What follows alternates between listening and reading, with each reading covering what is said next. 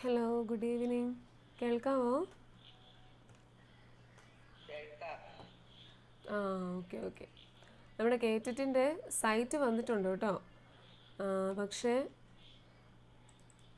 അതിൽ നമുക്ക് ടൈപ്പ് ചെയ്യാനുള്ളതും നമ്മുടെ ഡീറ്റെയിൽസ് കൊടുക്കാൻ പറ്റുന്നുണ്ട്. അതിൽ ഫോട്ടോയ്ക്കൊരു എറർ കാണിക്കുന്നുണ്ട് നമ്മൾ കയറ്റി വിടുമ്പോഴേ.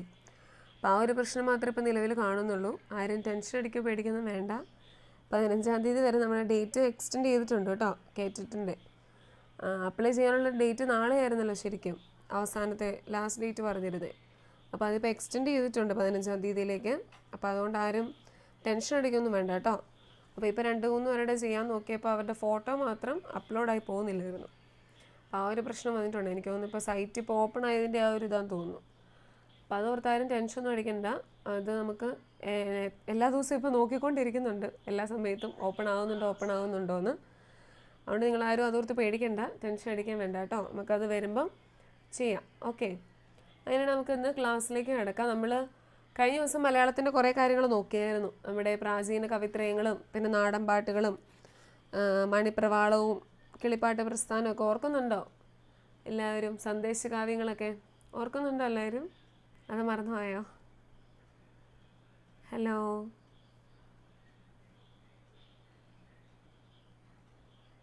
ഹലോ, ഓർക്കുന്നുണ്ടെന്ന് ചോദിച്ചപ്പോഴത്തേനും എല്ലാവരും മ്യൂട്ടായി പോയോ? ആ, ഓക്കെ ഓക്കെ, ശരി ശരി. ക്വസ്റ്റ്യൻ ചോദിച്ചാലോ ഉത്തരം പറയോ? ഏ, അതിന് മാത്രം ആർക്കും ഇത് വരുന്നില്ലല്ലോ, സ്മൈലി ഒന്നും വരുന്നില്ലല്ലോ. സാരമില്ല, ഓക്കെ.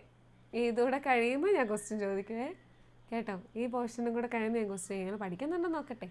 പക്ഷെ എനിക്ക് വിശ്വാസമാണ് നിങ്ങളെല്ലാവരും പഠിക്കുന്നുണ്ടെന്നുള്ളത്.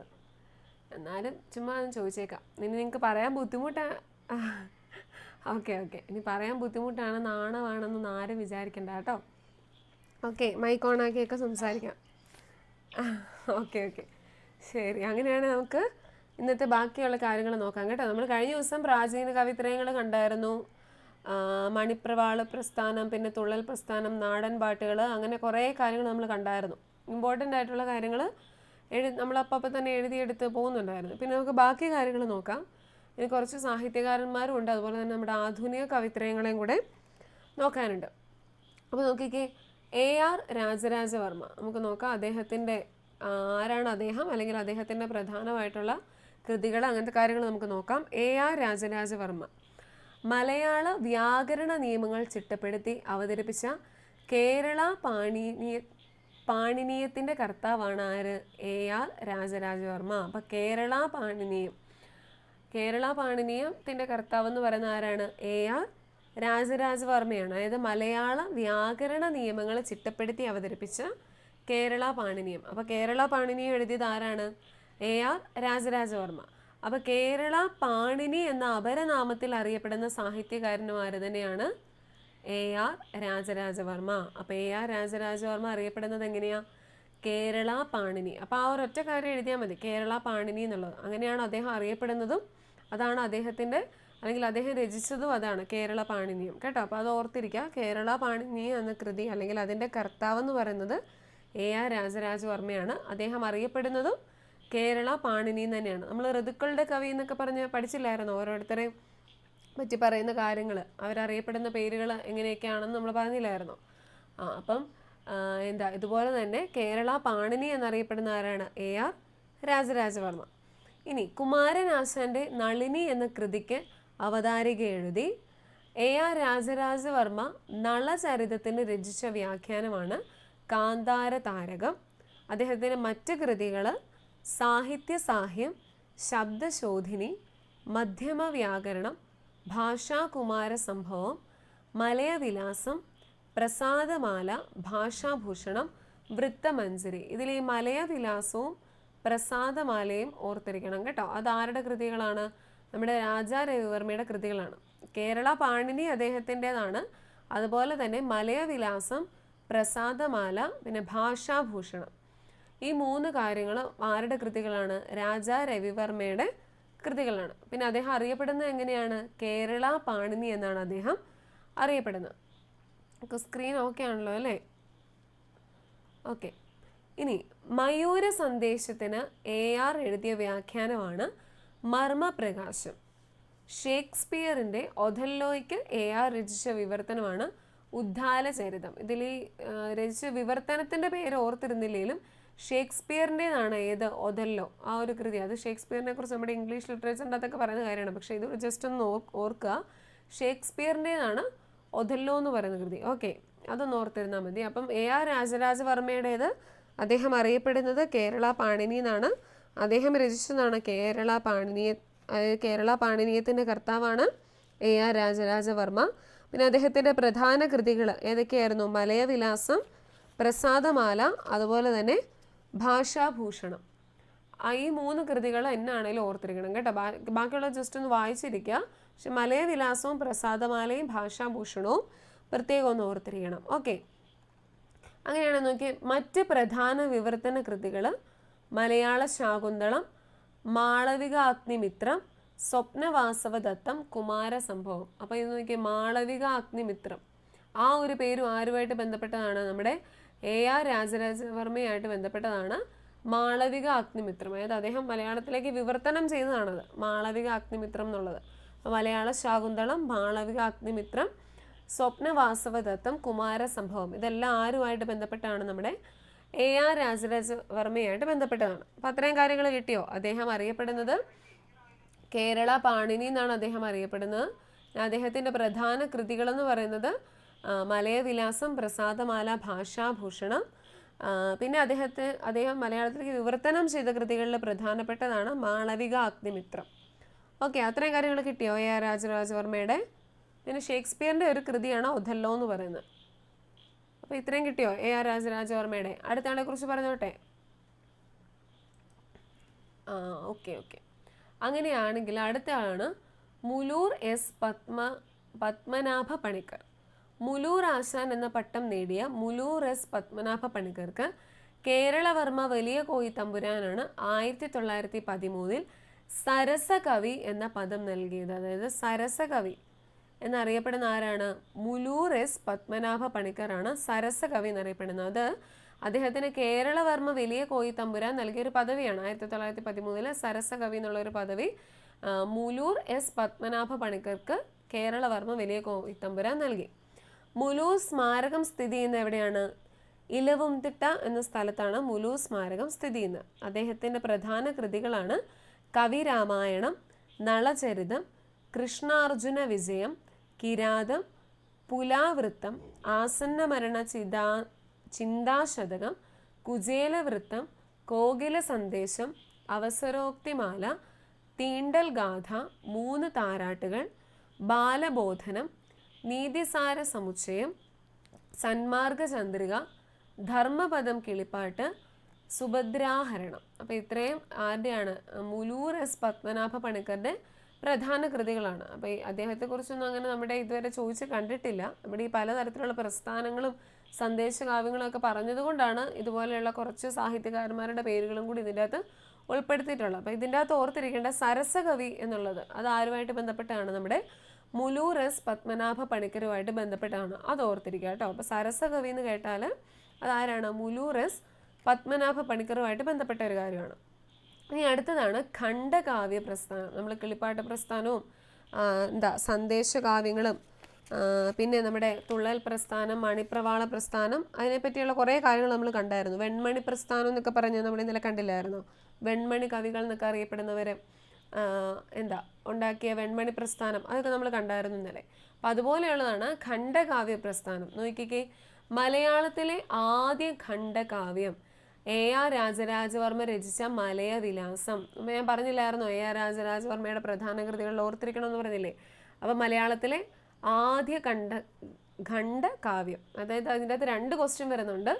ഒന്ന്, മലയാളത്തിലെ ആദ്യ ഖണ്ഡകാവ്യം ഏതാണ്? മലയവിലാസം. ഈ മലയവിലാസം രചിച്ചതാരാ? AR രാജരാജവർമ്മ. അപ്പോൾ അതിനകത്ത് തന്നെ 2 ക്വസ്റ്റ്യൻ വരുന്നുണ്ട്. ഓക്കെ, അതായത് മലയാളത്തിലെ ആദ്യ ഖണ്ഡകാവ്യം ഏതാണ്? മലയവിലാസമാണ്. ഇനി അത് രചിച്ചതോ? AR രാജരാജവർമ്മ. ഇനി മലയാളത്തിലെ ആദ്യ ലക്ഷണമൊത്ത ഖണ്ഡകാവ്യമാണ് ഏത്? കുമാരനാശാൻ രചിച്ച വീണപൂവ്. അപ്പോൾ 2 തരത്തിലുള്ള ക്വസ്റ്റ്യൻ ഉണ്ട്, അത് മാറിപ്പോകാതെ പഠിക്കണം. ഒന്ന് ആദ്യ ഖണ്ഡകാവ്യവും, രണ്ടാമത്തേത് മലയാളത്തിലെ ആദ്യ ലക്ഷണമൊത്ത ഖണ്ഡകാവ്യവും. ഇത് കേട്ടിട്ട് പലതവണ ചോദിച്ചിട്ടുള്ള ക്വസ്റ്റ്യൻ കേട്ടോ, അപ്പോൾ അത് മാറിപ്പോകരുത്, മാറിപ്പോവാതെ തന്നെ പഠിക്കണം. ഒന്നാമത്തെ ജസ്റ്റ് ഖണ്ഡകാവ്യം എന്ന് മാത്രമേ ഉള്ളൂ, അതാണെങ്കിൽ മലയവിലാസം. ലക്ഷണമൊത്ത ഖണ്ഡകാവ്യമാണെങ്കിൽ അതേതാണ്? വീണപൂവ്. വീണപൂവ് രചിച്ച ആരാ? നമ്മുടെ കുമാരനാശാൻ. മലയവിലാസമാണെങ്കിലോ AR രാജരാജവർമ്മ. അപ്പോൾ അത് മാറിപ്പോവാതെ തന്നെ പഠിക്കുക. മലയാളത്തിലെ ആദ്യ ഖണ്ഡകാവ്യം മലയവിലാസമാണ്, അത് എഴുതിയത് AR രാജരാജവർമ്മ. ഇനി മലയാളത്തിലെ ആദ്യത്തെ ലക്ഷണമൊത്ത ഖണ്ഡകാവ്യമാണെങ്കിൽ അത് വീണപൂവും, അത് എഴുതിയത് ആരാണ്, അല്ലെങ്കിൽ അതിൻ്റെ കർത്താവ് എന്ന് പറയുന്ന ആരാണ്? കുമാരനാശാനാണ്. ഓക്കെ, അപ്പോൾ ഇത് രണ്ടും മാറിപ്പോകാതെ പഠിക്കണം കേട്ടോ, അത് രണ്ടും ഇമ്പോർട്ടൻ്റ് ആയിട്ടുള്ള കാര്യമാണ്. അപ്പോൾ അതിൻ്റെ പേരുകളും അത് രചിച്ച അതായത് അതിൻ്റെ കർത്താക്കൾ ആരെന്നാണെന്നുള്ളതും അത് മാറിപ്പോകാതെ പഠിക്കണം. ഇനി നോക്കിക്കേ, വയലാർ രചിച്ച ഖണ്ഡകാവ്യം ഏതാണ്? ആയിഷ. അതായത് വയലാർ രാമവർമ്മ രചിച്ച ഖണ്ഡകാവ്യമാണ് ഏത്? ആയിഷ എന്നറിയപ്പെടുന്നത്.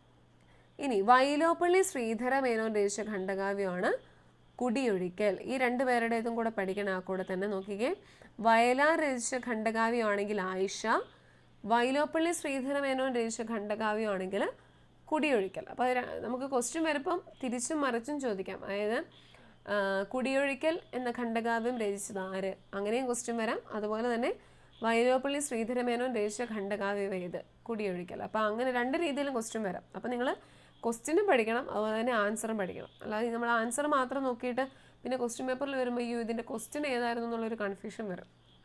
അപ്പോൾ ക്വസ്റ്റ്യനും നന്നായിട്ട് നോക്കണം, അതുപോലെ തന്നെ ആൻസറും നന്നായിട്ട് നോക്കണം. ഇനി നോക്കിക്കേ, VC ബാലകൃഷ്ണ പണിക്കർ രചിച്ച ഖണ്ഡകാവ്യങ്ങൾ ഒരു വിലാപം, വിശ്വരൂപം. അതായത് ഈ വിശ്വരൂപം അല്ലെങ്കിൽ ഒരു വിലാപം എന്നുള്ള ഖണ്ഡകാവ്യങ്ങൾ ആരുടേതാണ്? VC ബാലകൃഷ്ണ പണിക്കരുടെ കാവ്യം, അതായത് ഖണ്ഡകാവ്യങ്ങളാണ് ഒരു വിലാപവും വിശ്വരൂപവും. ഇനി ബാലാമണിയമ്മ രചിച്ച ഖണ്ഡകാവ്യമാണ് ഏത്? മഴുവിൻ്റെ കഥ. മഴുവിൻ്റെ കഥ ആരുടെ ഖണ്ഡകാവ്യമാണ്? ബാലാമണിയമ്മയുടേത്. അപ്പോൾ ഇവിടെ കുറേ ഖണ്ഡകാവ്യങ്ങളൊക്കെ പറയുന്നുണ്ട്, അതിൽ നിങ്ങൾ ഏതായാലും നമ്മുടെ മലയാളത്തിലെ ആദ്യ ഖണ്ഡകാവ്യവും ലക്ഷണമൊത്ത ഖണ്ഡകാവ്യവും പിന്നെ വയലാറിൻ്റേതും വൈലോപ്പള്ളി ശ്രീധരമേനോൻ്റേതും ഉറപ്പായിട്ടും പഠിക്കണം. ഇനി ഈ ബാലാമണിയമ്മയും നമ്മുടെ നെല്ലിക്കൽ മുരളീധരനും VC ബാലകൃഷ്ണനും ഈ 3 പേരും കൂടെ ഉള്ളൂ ഈ ഖണ്ഡകാവ്യ പ്രസ്ഥാനത്തിൽ പറയുന്നത്. അപ്പോൾ അവരുടെയും കൂടെ പഠിക്കാൻ പറ്റുമെങ്കിൽ നിങ്ങൾ പഠിക്കുക കേട്ടോ. ഈ തന്നിരിക്കുന്ന മൊത്തം ഖണ്ഡകാവ്യങ്ങൾ അവരുടെ പേരുകളും കൂടെ പഠിക്കാൻ പറ്റുമെങ്കിൽ പഠിക്കുക. ഇല്ലെങ്കിൽ ആദ്യം പറഞ്ഞ മലയവിലാസവും വീണപൂവും പിന്നെ ആയിഷയും കുടിയൊഴിക്കലും, ആ 4 ഉറപ്പായിട്ടും പഠിച്ചിരിക്കണം. ഓക്കെ, അങ്ങനെയാണ് അടുത്തത് കിളിവാതിൽ എന്ന ഖണ്ഡകാവ്യം രചിച്ചത് ആരാണ്? നെല്ലിക്കൽ മുരളീധരൻ. നിങ്ങൾ ഈ ക്വസ്റ്റ്യനായിട്ട് മൊത്തത്തോടെ എഴുതണമെന്ന് ഞാൻ പറയത്തില്ല. കിളിവാതിൽ അതിൻ്റെ നേരെ ഒരു വരയിട്ടിട്ട് അത് നെല്ലിക്കൽ മുരളീധരൻ. അപ്പം ഖണ്ഡകാവ്യം എന്നുള്ള ഒരു ഹെഡിങ് മെയിനായിട്ട് അതിന് കൊടുത്താൽ മതി. അങ്ങനെയാണെങ്കിൽ ഈ ഇത്രയും എഴുതിയിരിക്കുന്നത് വളരെ ഇമ്പോർട്ടൻ്റ് ആണ്. അതായത് മലയാളത്തിലെ ആദ്യ ഖണ്ഡകാവ്യം എന്ന് പറയുന്ന മലയവിലാസമാണ്, അത് രചിച്ചത് AR രാജരാജവർമ്മ. ഇനി മലയാളത്തിലെ ആദ്യത്തെ ലക്ഷണമൊത്ത ഖണ്ഡകാവ്യമാണെങ്കിൽ അതാരാ രചിച്ചേ? കുമാരനാശാനാണ്. ഏതാണത്? വീണപൂവ്. ഇനി വയലാർ രചിച്ച ഖണ്ഡകാവ്യമാണെങ്കിൽ അതിൻ്റെ പേര് ആയിഷ എന്നാണ്. വൈലോപ്പള്ളി ശ്രീധരമേനോൻ്റേതാണെങ്കിൽ അത് കുടിയൊഴിക്കലാണ്. VC ബാലകൃഷ്ണ പണിക്കരുടെ ഖണ്ഡകാവ്യങ്ങൾ 2 ഉണ്ട്, ഒന്ന് വിലാപവും ഒന്ന് വിശ്വരൂപവും. പിന്നെ ബാലാമണിയമ്മ രചിച്ച ഖണ്ഡകാവ്യമാണെങ്കിൽ അത് മഴുവിൻ്റെ കഥയാണ്.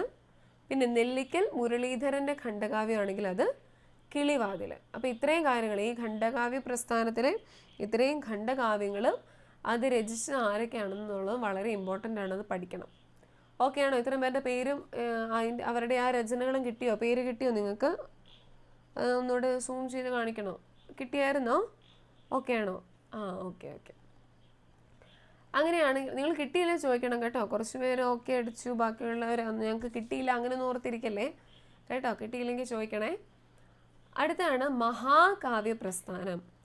സംസ്കൃത മഹാകാവ്യങ്ങളുടെ ചുവട് പിടിച്ച് മലയാളത്തിലും മഹാകാവ്യങ്ങളുണ്ടായി. സംസ്കൃതത്തിലെ പ്രധാന മഹാകാവ്യങ്ങളാണ് ഏത്? കാളിദാസന്റെ കുമാരസംഭവവും രഘുവംശവും. അത് സംസ്കൃതത്തിലെ പ്രധാനമായിട്ടുള്ളൊരു മഹാകാവ്യങ്ങളാണ് ഏതൊക്കെ? കാളിദാസന്റെ കുമാരസംഭവവും രഘുവംശവും. ഇനി കേരളത്തിലെ ആദ്യ സംസ്കൃത മഹാകാവ്യമാണ് സുകുമാര കവിയുടെ ശ്രീകൃഷ്ണ വിലാസം. അതായത് കേരളത്തിലെ ആദ്യ സംസ്കൃത മഹാകാവ്യമാണ് ശ്രീകൃഷ്ണ വിലാസം. അത് ആരുടേതാണ്? സുകുമാര കവി. അതായത് സുകുമാര കവിയുടെ ശ്രീകൃഷ്ണ വിലാസമാണ് കേരളത്തിലെ ആദ്യ സംസ്കൃത മഹാകാവ്യം. ഇനി മലയാളത്തിലെ ലക്ഷണമൊത്ത ആദ്യ മഹാകാവ്യം അഴകത്ത് പത്മനാഭക്കുറുപ്പിൻ്റെ രാമചന്ദ്രവിലാസമാണ്. നമ്മൾ മുമ്പേ ലക്ഷണമൊത്ത ഖണ്ഡകാവ്യം എന്നൊക്കെ പറഞ്ഞ പോലെ തന്നെ ലക്ഷണമൊത്ത ആദ്യ മഹാകാവ്യം എന്ന് പറയുന്നത് ഏതാണ്? രാമചന്ദ്രവിലാസം. അത് അഴകത്ത് പത്മനാഭക്കുറുപ്പിൻ്റെതാണ്. ആദ്യ സംസ്കൃത മഹാകാവ്യമാണെങ്കിൽ ശ്രീകൃഷ്ണവിലാസമാണ്. ഇനി മലയാളത്തിലെ ലക്ഷണമൊത്ത ആദ്യ മഹാകാവ്യമാണെങ്കിൽ അത് രാമചന്ദ്രവിലാസമാണ്. കേട്ടോ, രണ്ടും അവസാനം വിലാസം എന്നുള്ള രീതിയിൽ വരുന്നുണ്ട്. ഒന്ന് ശ്രീകൃഷ്ണ വിലാസവും രണ്ടാമത്തേത് രാമചന്ദ്ര വിലാസമാണ്. അപ്പോൾ അത് നോക്കണം കേട്ടോ, അതെങ്ങനെയാണ്, ലക്ഷണമൊത്തതാണോ അതോ ആദ്യ സംസ്കൃത മഹാകാവ്യമാണോ എന്നുള്ളത് അത് നന്നായിട്ട് വായിച്ച് മനസ്സിലാക്കണേ. ഓക്കെ, അടുത്ത നോക്കി. ആധുനിക കവിത്രയത്തിൽ ഉള്ളൂരിൻ്റെ ഉമാകേരളവും വള്ളത്തോളിൻ്റെ ചിത്രയോഗവും മഹാകാവ്യങ്ങളാണ്. നമുക്കറിയാം ആധുനിക കവിത്രയത്തിലുള്ള ആൾക്കാരാണ് ഉള്ളൂർ എസ് പരമേശ്വരയ്യരും നമ്മുടെ വള്ളത്തോൾ നാരായണ മേനോനും. അതിൽ ഉള്ളൂരിൻ്റേതാണ് ഏത്? ഉമാകേരളം. വള്ളത്തോളിൻ്റേതാണെങ്കിൽ ചിത്രയോഗം. ഇത് രണ്ടും എന്താണ്? മഹാകാവ്യങ്ങളാണ്. അപ്പോൾ അത് ഓർത്തിരിക്കുക. ഉള്ളൂരിൻ്റെ മഹാകാവ്യമാണ് ഏത്? ഉമാകേരളം. വള്ളത്തോളിൻ്റെ ആണെങ്കിൽ അത് ചിത്രയോഗം. നമ്മൾ ആധുനിക കവിത്രയങ്ങളെ പറ്റി പറയുമ്പം അത് പറഞ്ഞു പോകുന്നുണ്ടെന്ന് എനിക്ക് തോന്നുന്നു. ഇല്ലെങ്കിലും അത് ഓർത്തിരിക്കുക. ഉള്ളൂരിൻ്റെ മഹാകാവ്യമാണ് ഉമാകേരളം, വള്ളത്തോളിൻ്റേതാണെങ്കിൽ അത് ചിത്രയോഗം. ഇനി മലയാളത്തിലെ ഏറ്റവും ചെറിയ മഹാകാവ്യം എന്ന് പറയുന്നത് കേശവീയമാണ്. അത് ആരാണ് എഴുതിയത്? KC കേശവപിള്ള. അപ്പം മലയാളത്തിലെ ഏറ്റവും ചെറിയ മഹാകാവ്യം എന്ന് പറയുന്നത് ഏതാണ്? കേശവീയമാണ്. അത് എഴുതിയത് KC കേശവപിള്ള. ഓക്കെ, അപ്പോൾ അതായത് ചെറിയ മഹാകാവ്യം എന്ന് എഴുതുക, അതിൻ്റെ നേരെ കേശവീയം. അതാരാണ് എഴുതിയത്? KC കേശവപിള്ള. ഓക്കെ, അതിൻ്റെ അകത്തെല്ലാം കെ എന്ന് ഓർത്താൽ മതി. കേശവീയം, KC കേശവപിള്ള. അദ്ദേഹത്തിൻ്റെ പേരിൻ്റെ അകത്ത് തന്നെ ഉണ്ട് ആ ഒരു മഹാകാവ്യത്തിൻ്റെ പേര്. അപ്പം അങ്ങനെ അത് ഓർത്തിരിക്കുക കേട്ടോ. ഇനി കട്ടക്കയം ചെറിയാൻ മാപ്പിളയുടേതാണെങ്കിൽ ഏതാണ്? ശ്രീ യേശു വിജയമാണ് അദ്ദേഹത്തിൻ്റെ മഹാകാവ്യം. കട്ടക്കയം ചെറിയാൻ മാപ്പിളയുടേത്. സിസ്റ്റർ മേരി ബെനീഞ്ഞാമ്മയുടേത് മാർത്തോമ വിജയം. അതായത് സിസ്റ്റർ എഴുതിയ മഹാകാവ്യമാണ് ഏത്? മാർത്തോമ വിജയം. മഹാകാവ്യം എഴുതിയ ആദ്യ കവയിത്രിയാണ് സിസ്റ്റർ മേരി ബെനീഞ്ഞ. കേട്ടോ, മഹാകാവ്യം എഴുതിയ ആദ്യ കവയിത്രിയാണ് സിസ്റ്റർ മേരി ബെനീഞ്ഞ. സിസ്റ്ററിൻ്റെ മഹാകാവ്യമാണ് ഏത്? മാർത്തോമ വിജയം. ഓക്കെ, അപ്പം മഹാകാവ്യം എഴുതിയ ആദ്യ കവയിത്രിയാണ് സിസ്റ്റർ മേരി ബെനീഞ്ഞ. സിസ്റ്ററിൻ്റെ മഹാകാവ്യത്തിൻ്റെ പേരാണ് ഏത്? മാർത്തോമ വിജയം എന്നുള്ളത്. ഓക്കെ, അത്രയും കിട്ടിയോ നിങ്ങൾക്ക്? മഹാകാവ്യങ്ങൾ എഴുതിയവരുടെ അതെല്ലാം അത്രയും കിട്ടിയോ? ഒന്ന് സൂം ഔട്ട് ചെയ്യാം. ഓക്കെ, അത്രയും കിട്ടിയോ?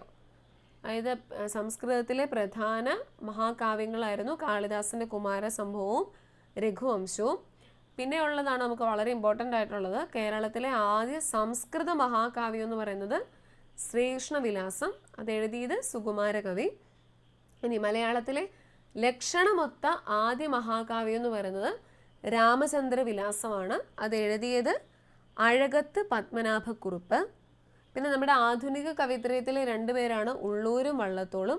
അതിലെ ഉള്ളൂരിൻ്റെ മഹാകാവ്യമാണ് ഉള്ളൂര് എന്നുള്ള അക്ഷരമില്ല, അപ്പോൾ അത് ഓർത്തിരുന്നാൽ മതി, ഉമാകേരളം. ഇനി വള്ളത്തോളിൻ്റേതാണെങ്കിൽ ചിത്രയോഗം. അതാണ് അവരുടെ രണ്ടുപേരുടെ മഹാകാവ്യങ്ങൾ. പിന്നെ മലയാളത്തിലെ ഏറ്റവും ചെറിയ മഹാകാവ്യം എന്ന് പറയുന്ന ആ പേരിൻ്റെ അകത്ത് തന്നെയുണ്ട് KC കേശവപിള്ള. അദ്ദേഹത്തിൻ്റെ കേശവീയം, അതാണ് ചെറിയ മഹാകാവ്യം. അതായത് നമ്മുടെ ഖണ്ഡകാവ്യം എന്നല്ല, ചെറിയ മഹാകാവ്യത്തിൻ്റെ കാര്യം പറയുന്നത്. അപ്പോൾ കേശവീയമാണ് ഏറ്റവും ചെറിയ മഹാകാവ്യം. അത് എഴുതിയത് KC കേശവപിള്ള. ഇനി കട്ടക്കയം ചെറിയാൻ മാപ്പിള എഴുതിയതാണ് ശ്രീ യേശു വിജയം. പിന്നെ സിസ്റ്റർ മേരി ബെനീഞ്ഞാമ്മയുടേതാണ് മാർത്തോമ വിജയം. സിസ്റ്റർ മേരി ബെനീഞ്ഞയാണ് ആദ്യത്തെ മഹാകാവ്യം എഴുതിയ ആദ്യ കവയിത്രിയായിട്ടും അറിയപ്പെടുന്നത്. അപ്പോൾ ഈ മഹാകാവ്യ പ്രസ്ഥാനത്തിലെ ആ രചനകളും അതാരൊക്കെ എഴുതിയെന്നുള്ളത് നിങ്ങൾക്ക് കിട്ടിയോ? ഞാൻ ഒരു 2 മിനിറ്റ് ഇത് സ്ക്രീൻ കാണിക്കാം, അതിന് കുഴപ്പമൊന്നുമില്ല. അത് നിങ്ങൾക്ക് എല്ലാവർക്കും എഴുതിയെടുത്തിട്ട് ഞാനത് ബാക്കിയെടുത്ത് പറയുന്നുള്ളൂ. എല്ലാവർക്കും കിട്ടിയോ? അത്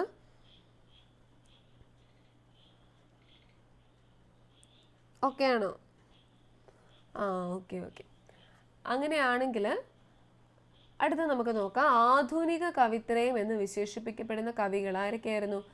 ആശാന്, ഉള്ളൂർ, വള്ളത്തോൾ. ആശാൻ എന്ന് പറയുന്നത് നമ്മുടെ കുമാരനാശാൻ. നമ്മൾ പറഞ്ഞായിരുന്നു പ്രാചീന കവിത്രയങ്ങളായിരുന്നു ചെറുശ്ശേരി, എഴുത്തച്ഛൻ, കുഞ്ചൻ നമ്പ്യാർ. പിന്നെ അവരുടെ കുറേ പ്രത്യേകതകളും അവരുടെ ഓരോ പ്രസ്ഥാനങ്ങളും, അതായത് ഗാഥാ പ്രസ്ഥാനം, തുള്ളൽ പ്രസ്ഥാനം, കിളിപ്പാട്ട് പ്രസ്ഥാനം, ഇതെല്ലാം നമ്മൾ കഴിഞ്ഞ ദിവസത്തെ ക്ലാസ്സിൽ കണ്ടായിരുന്നു.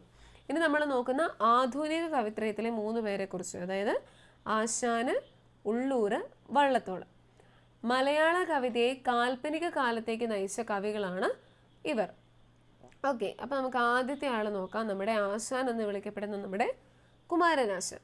ആധുനിക കവിത്രയത്തിൽ ഒരാളായ കുമാരനാശാൻ മഹാകാവ്യം എഴുതാതെ മഹാകവി എന്നറിയപ്പെട്ട കവിയാണ്. അതായത് മഹാകവി എന്ന് പറയുമ്പോൾ നമ്മൾ മഹാകാവ്യം എഴുതിയവരെയാണ് പൊതുവെ നമ്മൾ പറയുക. പക്ഷേ മഹാകാവ്യം എഴുതാതെ തന്നെ മഹാകവി എന്നറിയപ്പെട്ട കവി ആരാണ്? കുമാരനാശാനാണ്. അപ്പോൾ അത് ഓർത്തിരിക്കുക. മഹാകാവ്യം എഴുതാതെ മഹാകവി എന്നറിയപ്പെട്ടതാണ് ആര്? നമ്മുടെ കുമാരനാശാൻ. അതുപോലെ തന്നെ മലയാള സാഹിത്യത്തിലെ കാൽപ്പനിക കവി എന്നും അറിയപ്പെടുന്ന ആരാണ്? നമ്മുടെ കുമാരനാശാനാണ്. അപ്പോൾ കുമാരനാശാൻ അറിയപ്പെടുന്ന പേരാണ് എന്ത്? കാൽപ്പനിക കവി എന്നറിയപ്പെടുന്ന ആരാണ്? നമ്മുടെ കുമാരനാശാനാണ്. അപ്പോൾ അത് ഓർത്തിരിക്കുക. മഹാകാവ്യം എഴുതാതെ മഹാകവി എന്ന പേരിൽ അറിയപ്പെട്ടതാണ് നമ്മുടെ കുമാരനാശാൻ. അതുപോലെ തന്നെ മലയാള സാഹിത്യത്തിലെ കാൽപ്പനിക കവി എന്നും അറിയപ്പെടുന്ന ആര് തന്നെയാണ്? നമ്മുടെ കുമാരനാശാനാണ്. കിട്ടിയോ? അത്രയും. ആരാണ്? നമ്മുടെ കുമാരനാശാനെ കുറിച്ചുള്ള 2 പേരുകൾ. ഒന്ന് മഹാകവി എന്നും അദ്ദേഹം അറിയപ്പെടുന്നുണ്ട്. അതുപോലെ തന്നെ എന്താണ്? കാൽപ്പനിക കവി എന്നും അദ്ദേഹം അറിയപ്പെടുന്നുണ്ട്. നമ്മളിപ്പോൾ മുമ്പേ കേരള പാണിനി എന്ന് ആരെയായിരുന്നു പറഞ്ഞത്? AR രാജരാജവർമ്മയെ കുറിച്ച് പറഞ്ഞില്ലേ? അതുപോലെ ഓരോരുത്തർക്കും അവരറിയപ്പെടുന്ന ഓരോ പേരുകളുണ്ട്. അപ്പോൾ അത് ഓർത്തിരിക്കണം. അപ്പം മഹാകാവ്യം എഴുതാതെ മഹാകവി എന്നറിയപ്പെടുന്ന നമ്മുടെ കുമാരനാശാനാണ്. അതുപോലെ തന്നെ കാൽപ്പനിക കവി എന്നും അറിയപ്പെടുന്ന ആര് തന്നെയാണ്? നമ്മുടെ കുമാരനാശാനാണ്. ഓക്കെ, ഇനി നോക്കിക്കേ. ആശയഗംഭീരൻ, സ്നേഹഗായകൻ, ആത്മസംഘർഷത്തിൻ്റെ കവി എന്നെല്ലാം അറിയപ്പെടുന്നതും ആര് തന്നെയാണ്? ആശാനാണ്. അതും പഠിക്കണം. ആശയഗംഭീരൻ, സ്നേഹഗായകൻ, ആത്മസംഘർഷത്തിൻ്റെ കവി എന്നെല്ലാം അറിയപ്പെടുന്ന ആര് തന്നെയാണ്? നമ്മുടെ കുമാരനാശാനാണ്. മലയാളത്തിലെ ആദ്യ ലക്ഷണമൊത്ത കാൽപ്പനിക ഖണ്ഡകാവ്യവും കുമാരനാശാൻ രചിച്ച ആദ്യ കൃതിയും ഏതാണ്? വീണപൂവാണ്. നമ്മൾ മുമ്പേ പറഞ്ഞായിരുന്നു, ഖണ്ഡകാവ്യങ്ങളുടെ കാര്യം പറഞ്ഞപ്പോൾ നമ്മളൊരു കാര്യം പറഞ്ഞായിരുന്നു. ലക്ഷണമൊത്ത ഖണ്ഡകാവ്യമുണ്ട്, അതുപോലെ തന്നെ ആദ്യത്തെ ഖണ്ഡകാവ്യം ഉണ്ടെന്ന് പറഞ്ഞായിരുന്നു. അപ്പോൾ ലക്ഷണമൊത്ത ഖണ്ഡകാവ്യം ഏതാണ്? നമ്മുടെ കുമാരനാശാൻ്റെ വീണപൂവാണ്. അത് തന്നെയാണ് അദ്ദേഹത്തിൻ്റെ ആദ്യത്തെ കൃതിയും. അതായത് ഖണ്ഡകാവ്യമാണത്. അതുപോലെ തന്നെ അദ്ദേഹം രചിച്ച ആദ്യത്തെ കൃതിയും ഏത് തന്നെയാണ്? നമ്മുടെ വീണപൂവാണ്. മിതവാദി പത്രത്തിലാണ് വീണപൂവ് ആദ്യമായി പ്രസിദ്ധീകരിച്ചത്. 1907 മിതവാദി പത്രത്തിലാണ് നമ്മുടെ വീണപൂവ് ആദ്യമായിട്ട് പ്രസിദ്ധീകരിച്ചത്. നവോത്ഥാനത്തിൻ്റെ കവി എന്ന് ആശാനെ വിശേഷിപ്പിച്ചത് തായാട്ട് ശങ്കരനാണ്. അപ്പം നമ്മുടെ കാൽപ്പനിക കവി എന്നുള്ളത് മാത്രമല്ല, നവോത്ഥാനത്തിൻ്റെ കവി എന്നും നമ്മുടെ കുമാരനാശാൻ അറിയപ്പെടുന്നുണ്ട്. അദ്ദേഹത്തെ അങ്ങനെ വിളിച്ചത് ആരാണ്? നമ്മുടെ തായാട്ട് ശങ്കരനാണ് അദ്ദേഹത്തെ നവോത്ഥാനത്തിൻ്റെ കവി എന്ന് വിളിച്ചത്. അപ്പോൾ അത് രണ്ടും ഓർത്തിരിക്കണം. നവോത്ഥാനത്തിൻ്റെ കവി എന്ന് അറിയപ്പെടുന്നത് കുമാരനാശാനാണ്. അതുപോലെ തന്നെ അദ്ദേഹത്തെ അങ്ങനെ വിളിച്ചത് ആരാണ്? തായാട്ട് ശങ്കരൻ.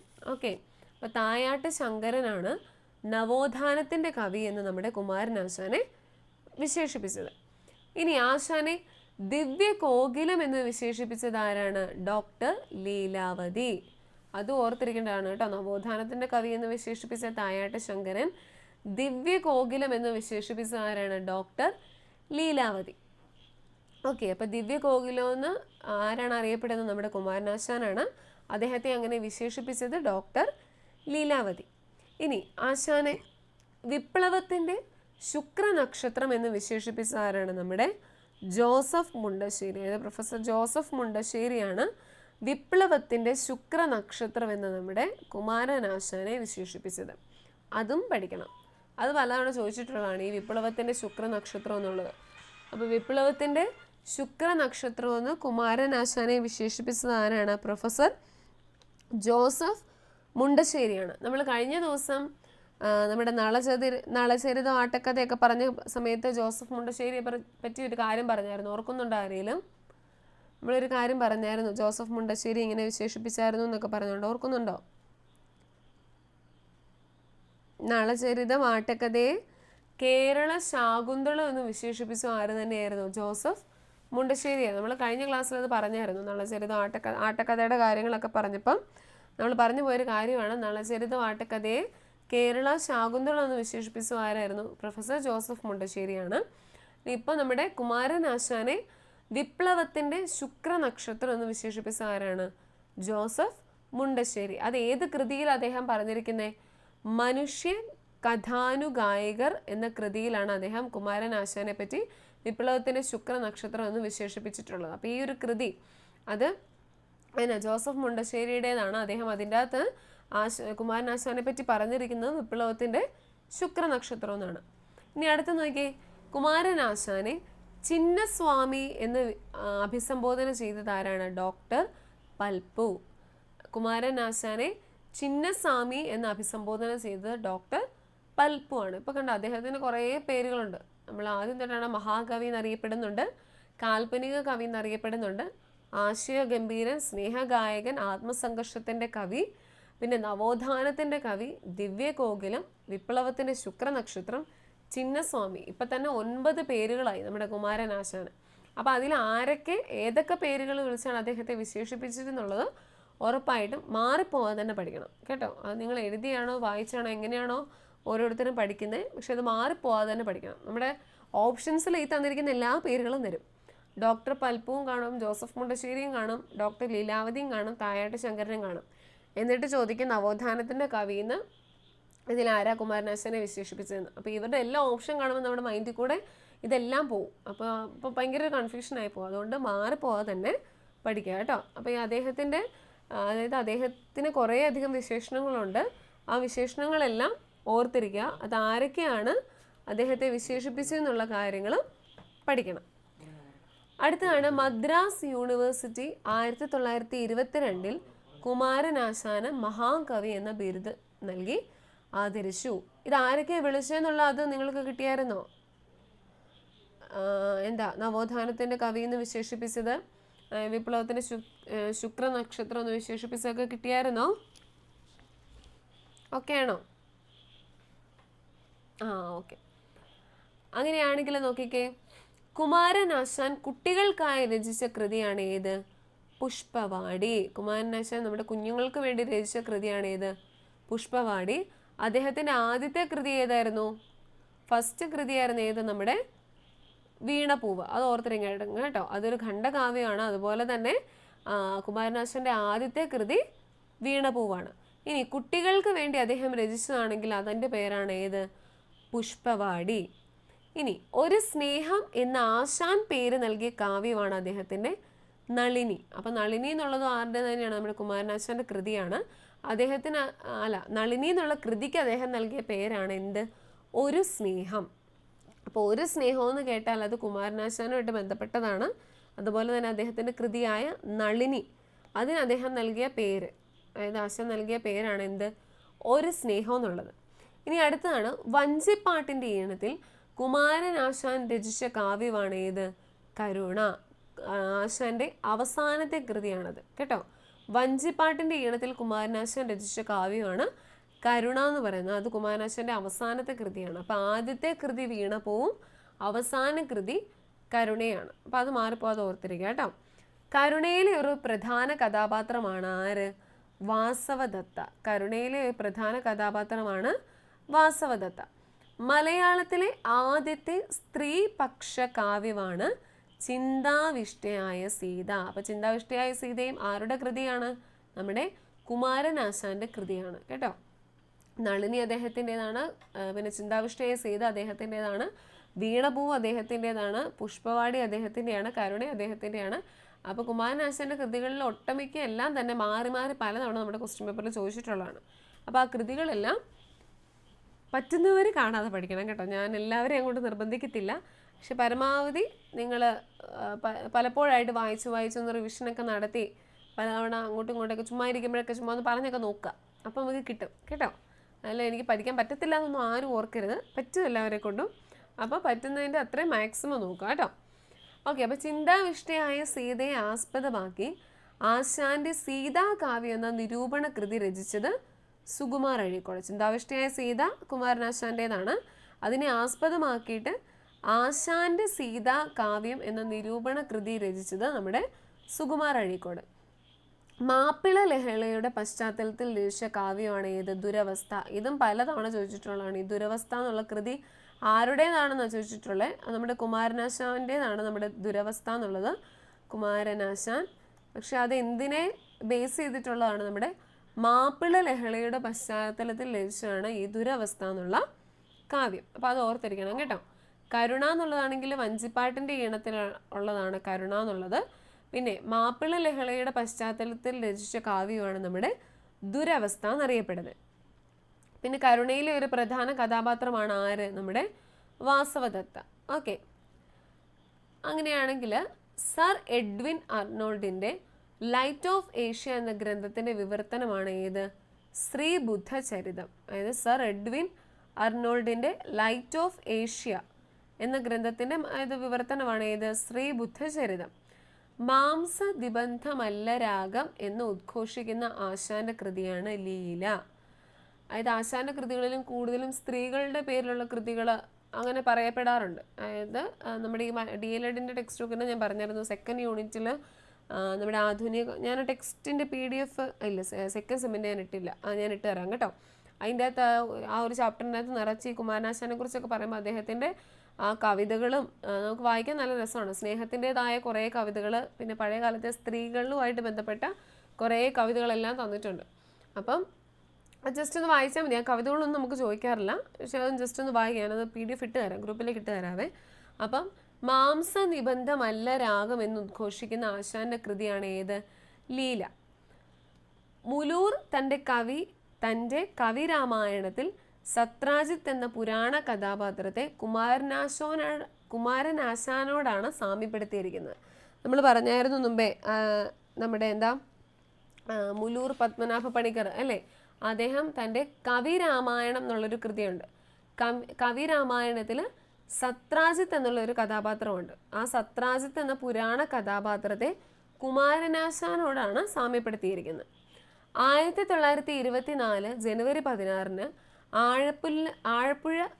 ആലപ്പുഴ ജില്ലയിലെ പല്ലനയാറ്റിൽ റെഡിമർ ബോട്ട് അപകടത്തിലാണ് നമ്മുടെ കുമാരനാശാൻ മരിച്ചത്. അപ്പോൾ ആശാൻ ബോട്ട് അപകടത്തിലാണ് മരിച്ചത്. അത് വർഷവും ഡേറ്റൊന്നും ഓർത്തില്ലെങ്കിലും ജസ്റ്റ് അതൊന്ന് മനസ്സിലാക്കി വെക്കുക. അദ്ദേഹം ബോട്ട് അപകടത്തിലാണ് മരിച്ചത്. അത് ആലപ്പുഴ ജില്ലയിലെ പല്ലനയാറ്റിൽ റെഡിമർ ബോട്ട് അപകടത്തിലാണ് അദ്ദേഹം മരിച്ചത് 1924 ജനുവരി 16.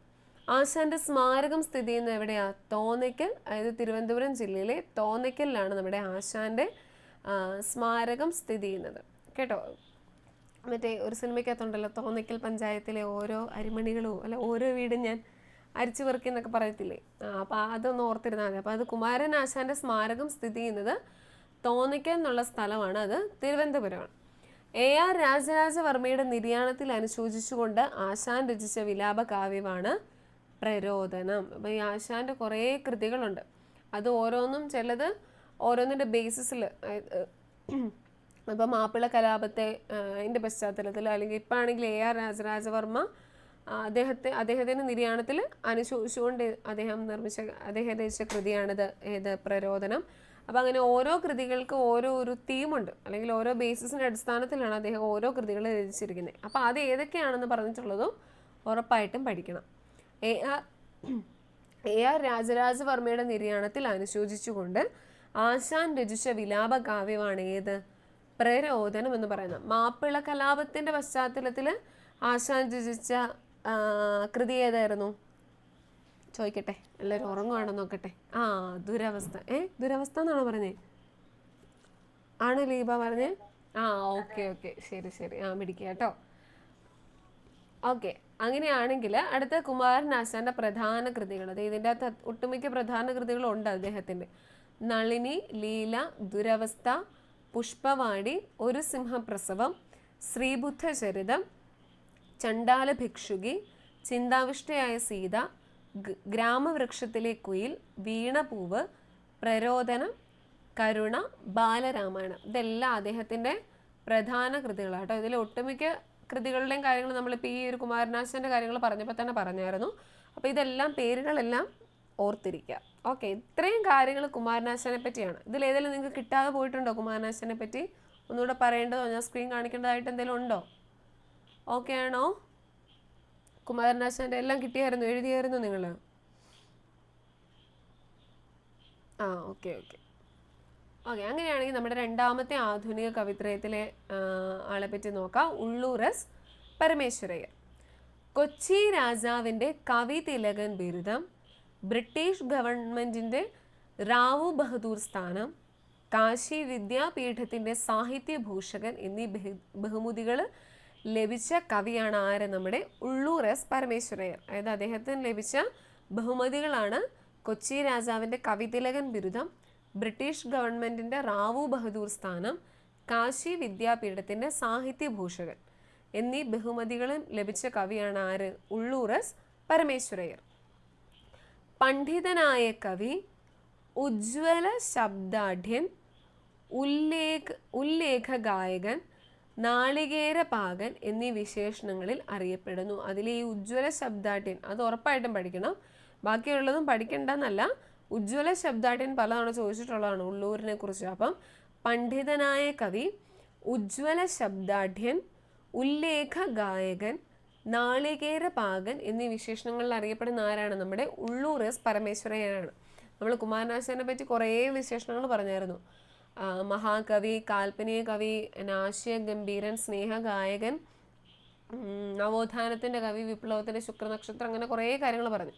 അതുപോലെ തന്നെ ഉള്ളൂരിനെ പറ്റി പറയുന്നതാണ് ഉജ്ജ്വല ശബ്ദാഢ്യൻ, ഉല്ലേഖ ഗായകൻ, പണ്ഡിതനായ കവി, നാളികേരപാകൻ എന്നീ വിശേഷണങ്ങളിൽ അറിയപ്പെടുന്ന കവിയാണ് ആര്? നമ്മുടെ ഉള്ളൂർ എസ് പരമേശ്വരയ്യർ. ഓക്കെ, ഉള്ളൂർ രചിച്ച മലയാള കൃതിയാണ് ഏത്? ഒരു നേർച്ച. ഉള്ളൂർ രചിച്ച മലയാള കൃതിയാണ് ഏത്? ഒരു നേർച്ച എന്നറിയപ്പെടുന്നത്. ഓക്കെ, ഇനി അടുത്തത് ഉള്ളൂർ എഴുതിയ ചമ്പു, അതാണ് സുജാതോദ്വാഹം. അതങ്ങനെ ഈ ചമ്പു എന്നുള്ള ഒരു പഴയ കാലത്ത് ഇതിന് പറയുന്ന പേരാണെന്ന് എനിക്ക് തോന്നുന്നു. ഞാൻ ആദ്യമായിട്ടാണ് അങ്ങനെ ഒരു വാക്ക് കേൾക്കുന്നത് തന്നെ. അപ്പോൾ അദ്ദേഹത്തിൻ്റെതാണ് ഈ സുജാതോദ്വാഹം. അതൊന്ന് ജസ്റ്റ് ആ പേര് കേട്ടാൽ നിങ്ങൾ ഓർത്താൽ മതി, ഉള്ളൂരിനെ പറ്റിയുള്ളതാണ്. അതൊന്നും അങ്ങനെ ചോദിച്ചിതുവരെ കണ്ടിട്ടില്ല കേട്ടോ. അതുകൊണ്ട് ആ ഒരു വാക്ക് അതെന്താന്നുള്ളത് ഞാൻ പിന്നെ ഗ്രൂപ്പിലേക്ക് ഇട്ട് തരാം. ഈ ചമ്പു എന്നുള്ളത് നിങ്ങൾക്ക് ആർക്കെല്ലാം അറിയാമോ? ഈ ചമ്പു എന്ന് എന്താ ഉദ്ദേശിക്കുന്നുള്ള ഈ മലയാളം എന്താ ഡിഗ്രി മലയാളം എടുത്തവരെന്തെങ്കിലും പഠിച്ചിട്ടുണ്ടോ? ഈ ചമ്പു എന്നുള്ള സംഭവം എന്താണെന്നുള്ളത് ആർക്കെങ്കിലും അറിയാമോ? കേട്ടിട്ടുണ്ടോ? അല്ലെങ്കിൽ ഞാനത് നോക്കിയിട്ട് ഗ്രൂപ്പിലേക്ക് ഇട്ട് തരാം കേട്ടോ, ഈ ചമ്പു എന്നുള്ള വാക്ക് എന്താ ഉദ്ദേശിക്കുന്നതെന്ന്. അപ്പോൾ ഇത് ജസ്റ്റ് നോക്കിയാൽ മതി. സുജാതോദ്വാഹം എന്നുള്ളത് ഉള്ളൂരിൻ്റേതാണ്. ഓക്കെ, ഇനി ഉള്ളൂർ രചിച്ച പ്രശസ്ത നാടകമാണ് ഏത്? അംബ. ഉള്ളൂർ രചിച്ച പ്രശസ്ത നാടകമാണ് അംബ എന്നുള്ളത്. തിരുവിതാംകൂർ ചരിത്രം ഇതിവൃത്തമാക്കി ഉള്ളൂർ രചിച്ച മഹാകാവ്യമാണ് ഏത്? ഉമാകേരളം. നമ്മൾ മുമ്പേ മഹാകാവ്യങ്ങളുടെ കാര്യം പറഞ്ഞപ്പോൾ പറഞ്ഞായിരുന്നു ഉള്ളൂരിൻ്റെ മഹാകാവ്യമാണ് ഏത്? ഉമാകേരളം. അതിലെന്താ പറയുന്നത്? തിരുവിതാംകൂർ ചരിത്രമാണ് അതിൻ്റെ ഇതിവൃത്തം എന്ന് പറയുന്നത്. മെയിൻ ആയിട്ടുള്ള കാര്യം എന്ന് പറയുന്നത് തിരുവിതാംകൂറിൻ്റെ ചരിത്രം. അപ്പോൾ തിരുവിതാംകൂർ ചരിത്രം ഇതിവൃത്തമാക്കി ഉള്ളൂർ രചിച്ച മഹാകാവ്യമാണ് ഏത്? നമ്മുടെ ഉമാകേരളം എന്ന് പറയുന്നത്. ഓക്കെ, ഉള്ളൂർ രചിച്ച മഹാകാവ്യമാണ് ഏത്? ഉമാകേരളം എന്ന് പറയുന്നത്. മലയാള സാഹിത്യ ചരിത്രത്തിൻ്റെ അടിസ്ഥാന രേഖയായി കണക്കാക്കുന്ന കേരള സാഹിത്യ ചരിത്രം എഴുതിയതും ആര് തന്നെയാണ്? ഉള്ളൂരാണ്. അതായത് മലയാള സാഹിത്യ ചരിത്രത്തിൻ്റെ അടിസ്ഥാന രേഖയായിട്ട് കണക്കാക്കുന്ന എന്തിനെയാണ്? കേരള സാഹിത്യ ചരിത്രത്തെ. അത് എഴുതിയതും ആര് തന്നെയാണ്? നമ്മുടെ ഉള്ളൂർ എസ് പരമേശ്വരയ്യർ. ഇനി അമേരിക്കൻ വനിതയായ കാതറിൻ മേയോയോട് ഭാരത സ്ത്രീത്വത്തിൻ്റെ മഹത്വം വിശദീകരിക്കുന്ന ഉള്ളൂരിൻ്റെ കൃതിയാണ് ഏത്? ചിത്രശാല. അതായത് അമേരിക്കൻ വനിതയായിട്ടുള്ള കാതറിൻ മേയോയോ, അതായത് ആ വനിതയോട്, അമേരിക്കൻ വനിതയാണ് കാതറിൻ മേയോ, ആ വനിതയോട് ഭാരത സ്ത്രീത്വത്തിൻ്റെ മഹത്വം വിശദീകരിക്കുന്ന ഉള്ളൂരിൻ്റെ കൃതിയാണ് ഏത്? ചിത്രശാല എന്ന് പറയുന്നത്. അപ്പോൾ ഈ ചിത്രശാല, ഉമാകേരളം, പിന്നെ നാടകമായിട്ടുള്ള അംബ, ഒരു നേർച്ച, ഇതെല്ലാം ആരുമായിട്ട് ബന്ധപ്പെട്ടാണ്? നമ്മുടെ ഉള്ളൂർ എസ് പരമേശ്വരമായിട്ട് ബന്ധപ്പെട്ടതാണ് ഈ കാര്യങ്ങൾ. അപ്പോൾ ഉള്ളൂർ എന്നൊരു പേരെഴുതിയിട്ട് ജസ്റ്റ് കൃതികളുടെ പേരായിട്ടൊന്ന് നോക്കിയാൽ മതി. ഒരു നേർച്ചയാണ് അദ്ദേഹം രചിച്ച പച്ച മലയാള കൃതി. അതായത് സംസ്കൃത ഭാഷകളോ വേറെ ഭാഷകളൊന്നും ഉൾപ്പെടുത്താതെ നമ്മുടെ മലയാളത്തിൽ തന്നെ, പച്ച മലയാളത്തിൽ തന്നെ എഴുതിയിരിക്കുന്ന ഒരു കൃതിയാണ് ഒരു നേർച്ച എന്നുള്ളത്. പിന്നെ പ്രശസ്ത നാടകമാണ് അംബ. അദ്ദേഹത്തിൻ്റെ മഹാകാവ്യമാണ് ഏത്? ഉമാ കേരളം. പിന്നെ ഈ അമേരിക്കൻ വനിതയായ കാതറിൻ മേയോട് ഭാരത സ്ത്രീത്വത്തിൻ്റെ മഹത്വം വിശദീകരിക്കുന്ന ഉള്ളൂരിൻ്റെ കൃതിയാണ് ചിത്രശാല. മയൂര സന്ദേശം, പീകോക്ക് മെസ്സഞ്ചർ എന്ന പേരിൽ തർജിമ ചെയ്തത് ഉള്ളൂരാണ്. അതായത് മയൂര സന്ദേശം പീകോക്ക് മെസ്സഞ്ചർ എന്ന പേരിൽ തർജിമ ചെയ്തതും ഉള്ളൂരാണ്. ഇനി അദ്ദേഹത്തിൻ്റെ പ്രധാന കൃതികളാണ് കർണഭൂഷണം, പിങ്കള, ഭക്തിദീപിക, പ്രേമസംഗീതം, മിഥ്യാപവാദം, ആർഷഭൂമിയുടെ ആത്മചൈതന്യം, ശരണോപഹാരം, ചൈത്രപ്രഭാവം. ഇതെല്ലാം ഖണ്ഡകാവ്യങ്ങളാണ്. ഹീര, അരുണോദയം, ദീപാവലി, തപ്തഹൃദയം, കൽപ്പശാഖി, തരങ്കിണി, രത്നമാല, താരഹാരം, കിരണാവലി, അമൃതധാര, ഹൃദയകൗമുദി, മണിമഞ്ജുഷ. ഇതെല്ലാം കവിതാ സമാഹാരങ്ങൾ. വിജ്ഞാനദീപിക 4 വാല്യങ്ങളുള്ളത്. പിന്നെ ഗദ്യകലിക, വിദൂരഭിക്ഷ, അതെല്ലാം ഗദ്യകൃതികളാണ്. പിന്നെ നമ്മുടെ കേരള സാഹിത്യ ചരിത്രം നമ്മൾ പറഞ്ഞായിരുന്നു, അതൊരു ഗവേഷണ ഗ്രന്ഥമാണ്. ഇതെല്ലാം ആരുടേതാണ്? ഉള്ളൂരിൻ്റെ പ്രധാന കൃതികളാണ്. അപ്പോൾ അതിലെ ഈ രത്നമാല അതൊരു തവണ ചോദിച്ചിട്ടുള്ള ഉള്ളൂരിൻ്റെ കൃതികളിലെ ഇതിലേതാണെന്നുള്ള രീതിയിൽ രത്നമാല ചോദിച്ചിട്ടുണ്ട്. അപ്പോൾ രത്നമാല ആരുമായിട്ട് ബന്ധപ്പെട്ടാണ്? നമ്മുടെ ഉള്ളൂർ എസ് പരമേശ്വരയ്യറുമായിട്ട് ബന്ധപ്പെട്ടാണ് നമ്മുടെ രത്നമാല. ഓക്കെ, അപ്പോൾ അത് ഓർത്തിരിക്കണം. ഈ കൃതി ഇത് ഞാൻ PDF ഗ്രൂപ്പിൽ കേട്ടിട്ടുണ്ട്. അപ്പോൾ നിങ്ങൾ ഈ ഉള്ളൂരിൻ്റെ പ്രധാന കൃതികൾ ഇത്രയും കാര്യങ്ങൾ ഇത് മൊത്തം ഒന്നും പഠിക്കണ്ട കേട്ടോ, ജസ്റ്റ് ഒന്ന് വായിച്ച് മനസ്സിലാക്കിയിരിക്കാമെന്ന് ഞാൻ പറയുള്ളൂ കേട്ടോ. കാരണം കുറച്ച് വാക്കുകളൊക്കെ നമുക്ക് ഇച്ചിരി കട്ടിയാണ്. അപ്പം നിങ്ങൾ ജസ്റ്റ് ഒന്ന് വായിച്ച് മനസ്സിലാക്കിയിരിക്കുക. അല്ലെങ്കിൽ എന്തെങ്കിലും ഒരു കോഡ് ഇന്ന കാര്യങ്ങൾ ഉള്ളൂരുമായിട്ട് ബന്ധപ്പെട്ടാണെന്നോ അങ്ങനെ എന്തെങ്കിലും ഒന്ന് ഓർത്തിരുന്നാൽ മതി. കാരണം മലയാളം അതുകൊണ്ട് തന്നെ ഓരോരുത്തർക്കും കുറേ അധികം കൃതികളുണ്ട്. അതെല്ലാം കൂടെ പഠിക്കാമെന്ന് പറഞ്ഞാൽ ഭയങ്കര പാടുപെട്ട ഒരു പണിയാണ്. അപ്പം ജസ്റ്റ് ഇമ്പോർട്ടൻ്റ് ആയിട്ടുള്ള ഈ റിപ്പീറ്റായിട്ട് ചോദിച്ചിട്ടുള്ള കൃതികൾ അതിൻ്റെ പേരുകളൊക്കെ മാത്രം ഒന്ന് നോക്കിയിരുന്നാൽ മതി. അപ്പോൾ രത്നമാല ഒന്ന് ഓർക്കണം. രത്നമാല ആരുമായിട്ട് ബന്ധപ്പെട്ടാണ്? നമ്മുടെ ഉള്ളൂർ എസ് പരമേശ്വരയായിട്ട് ബന്ധപ്പെട്ടതാണ്. ഓക്കെ, അപ്പോൾ ഇത്രയാണ് ഉള്ളൂരുമായിട്ട് ബന്ധപ്പെട്ട കാര്യങ്ങൾ. കിട്ടിയോ? ഉള്ളൂർ അറിയപ്പെടുന്നത് പണ്ഡിതനായ കവി, ഉജ്ജ്വല ശബ്ദാഢ്യൻ, ഉല്ലേഖ ഗായകൻ, നാളികേര പാകൻ. പിന്നെ അദ്ദേഹത്തിൻ്റെ പ്രധാന കൃതികൾ, പിന്നെ അദ്ദേഹത്തിൻ്റെ മഹാകാവ്യം, പിന്നെ ചിത്രശാല എന്നുള്ള കൃതി, അതുപോലെ തന്നെ നാടകമാണെങ്കിൽ അംബ, പച്ച മലയാളത്തിലുള്ള കൃതിയാണെങ്കിൽ ഒരു നേർച്ച. പിന്നെ അദ്ദേഹത്തിന് കുറേ പ്രധാന കൃതികളുണ്ട്. അതിൽ ഖണ്ഡകാവ്യങ്ങളുണ്ട്, കവിതാ സമാഹാരങ്ങളുണ്ട്, ഗവേഷണ ഗ്രന്ഥമുണ്ട്, പിന്നെ ഗദ്യകൃതികളുണ്ട്. ഇത്രയാണ് ഉള്ളൂരിനെ പറ്റിയുള്ള കാര്യങ്ങൾ. കിട്ടിയോ? ഒന്നുകൂടെ പറയണോ? എഴുതാൻ കിട്ടിയായിരുന്നോ നിങ്ങൾക്ക് ഉള്ളൂരിനെ കുറിച്ച്?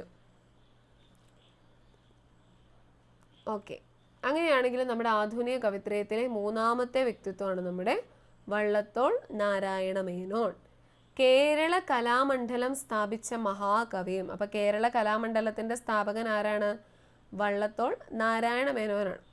കേരള വാത്മീകി എന്ന അപരനാമത്തിൽ അറിയപ്പെടുന്ന കേരളത്തിൻ്റെ ദേശീയ കവിയുമാണ് ആര്? വള്ളത്തോൾ. ഇവിടെ തന്നെ 3 കാര്യങ്ങളുണ്ട്. ഒന്നാമത്തേത് കേരള കലാമണ്ഡലം സ്ഥാപിച്ചു. 2 കേരള വാത്മീകി എന്നും അറിയപ്പെടുന്നു. കേരളത്തിൻ്റെ ദേശീയ കവി എന്നും അറിയപ്പെടുന്നു. ആരാണ്? നമ്മുടെ വള്ളത്തോൾ നാരായണ മേനോൻ. നമ്മൾ നവോത്ഥാനത്തിൻ്റെ കവി, കാൽപ്പനിക കവി എന്ന കുമാരനാശാനെയൊക്കെ പറഞ്ഞ പോലെ തന്നെ കേരളത്തിൻ്റെ ദേശീയ കവി എന്നറിയപ്പെടുന്നതും കേരള വാത്മീകി എന്നറിയപ്പെടുന്നതും ആരാണ്? നമ്മുടെ വള്ളത്തോൾ നാരായണ മേനോനാണ്. അദ്ദേഹമാണ് കേരള കലാമണ്ഡലം സ്ഥാപിച്ചത്. ഇനി ആധുനിക കവിത്രയങ്ങളിൽ പത്മഭൂഷൺ ബഹുമതി ലഭിച്ച കവിയാണ് ആര്? നമ്മുടെ വള്ളത്തോൾ നാരായണ മേനോൻ. അപ്പോൾ അത് ഓർത്തിരുന്നതിന് കുഴപ്പമില്ല. ആധുനിക കവിത്രയത്തിൽ 3 പേരാണ്. അതിൽ പത്മഭൂഷൺ ലഭിച്ചത് ആർക്കാണ്? വള്ളത്തോൾ നാരായണ മേനോനാണ്. അപ്പോൾ അദ്ദേഹം കേരള വാത്മീകി എന്നറിയപ്പെടുന്നു. കേരളത്തിൻ്റെ ദേശീയ കവി എന്നും അദ്ദേഹം അറിയപ്പെടുന്നുണ്ട്. ഇനി നോക്കിക്കേ, ശബ്ദസുന്ദരൻ, വാഗ്ദേവതയുടെ പുരുഷ അവതാരം എന്നീ വിശേഷണങ്ങളിലും അറിയപ്പെടുന്ന ആരാണ്? നമ്മുടെ വള്ളത്തോൾ നാരായണ മേനോനാണ്. ഇവിടെ ശബ്ദസുന്ദരൻ എന്നാണ് നമ്മുടെ വള്ളത്തോൾ നാരായണ മേനോൻ അറിയപ്പെടുന്നത്. ഉള്ളൂരാണെങ്കിലോ ഉജ്ജ്വല ശബ്ദാഢ്യൻ എന്നായിരുന്നു അദ്ദേഹം അറിയപ്പെട്ടിരുന്നത്, ഉള്ളൂർ എസ് പരമേശ്വരയ്യർ. അപ്പോൾ ശബ്ദസുന്ദരൻ എന്നറിയപ്പെടുന്ന വള്ളത്തോളും ഉജ്ജ്വല ശബ്ദാഢ്യൻ എന്നറിയപ്പെടുന്നത് നമ്മുടെ ഉള്ളൂർ എസ് പരമേശ്വരയ്യരുമാണ്. ശ്രീ ശങ്കരാചാര്യരെ കുറിച്ച് വള്ളത്തോൾ രചിച്ച കവിതയാണ് മലയാളത്തിൻ്റെ തല. അതായത് ശ്രീ ശങ്കരാചാര്യരെ കുറിച്ച് വള്ളത്തോൾ രചിച്ച കവിതയാണ് മലയാളത്തിൻ്റെ തല. ഗാന്ധിജിയെ കുറിച്ച് വള്ളത്തോൾ രചിച്ച കവിതയാണ് എൻ്റെ ഗുരുനാഥൻ. വളരെ ഇമ്പോർട്ടൻ്റ് ആണ്. ഗാന്ധിജിയെ കുറിച്ച് വള്ളത്തോൾ രചിച്ച കവിതയാണ് ഏത്? എൻ്റെ ഗുരുനാഥൻ എന്നുള്ളത്. അപ്പോൾ എൻ്റെ ഗുരുനാഥൻ എന്ന കവിത രചിച്ച ആരാണ്? വള്ളത്തോൾ നാരായണ മേനോൻ. ആരെക്കുറിച്ച് രചിച്ചു? മഹാത്മാഗാന്ധിയെക്കുറിച്ച് രചിച്ച കവിത. ഓക്കെ, അപ്പോൾ എൻ്റെ ഗുരുനാഥൻ എന്നുള്ളത് വള്ളത്തോൾ നാരായണ മേനോൻ്റെ കൃതിയാണ്. ആരെക്കുറിച്ച്? നമ്മുടെ മഹാത്മാഗാന്ധിയെക്കുറിച്ചുള്ള. വാത്മീകി രാമായണവും ഋഗ്വേദവും മലയാളത്തിലേക്ക് വിവർത്തനം ചെയ്ത ആര് തന്നെയാണ്? നമ്മുടെ വള്ളത്തോളാണ്. വിവേകാനന്ദ സ്വാമികളെക്കുറിച്ച് വള്ളത്തോൾ രചിച്ച കവിതയാണ് കൃഷ്ണപരുന്തിനോട്. അപ്പോൾ സ്വാമി വിവേകാനന്ദനെ കുറിച്ച് വള്ളത്തോൾ നാരായണ മേനോൻ എഴുതിയ കവിതയാണ് ഏത്? കൃഷ്ണപരുന്തിനോട്. ഗാന്ധിജിയെക്കുറിച്ചാണെങ്കിൽ എൻ്റെ ഗുരുനാഥൻ, വിവേകാനന്ദനെ കുറിച്ചാണെങ്കിൽ അത് കൃഷ്ണപരുന്തിനോട്. ഇത് രണ്ടും എഴുതിയതാരാണ്? നമ്മുടെ വള്ളത്തോൾ നാരായണ മേനോൻ. വള്ളത്തോളിൻ്റെ ചിത്രയോഗം കഥാസരിത് സാഗരം കൃതിയിലെ കഥാഭാഗത്തെ അടിസ്ഥാനമാക്കിയാണ് എഴുതപ്പെട്ടത്. വള്ളത്തോളിൻ്റെ ചിത്രയോഗം എന്താണെന്ന് നമ്മൾ മുമ്പേ പറഞ്ഞത്. നമ്മൾ എന്തോ ഒരു കാര്യം പറഞ്ഞപ്പോൾ വള്ളത്തോളിൻ്റെ ചിത്രയോഗം എന്തോ ഒരു സംഭവമാണെന്ന് പറഞ്ഞായിരുന്നല്ലോ. എന്നതായിരുന്നു വള്ളത്തോളിൻ്റെ ചിത്രയോഗം? ഖണ്ഡകാവ്യമായിരുന്നോ, മഹാകാവ്യമായിരുന്നോ, സന്ദേശകാവ്യമായിരുന്നോ? എന്തായിരുന്നു വള്ളത്തോളിൻ്റെ ചിത്രയോഗം?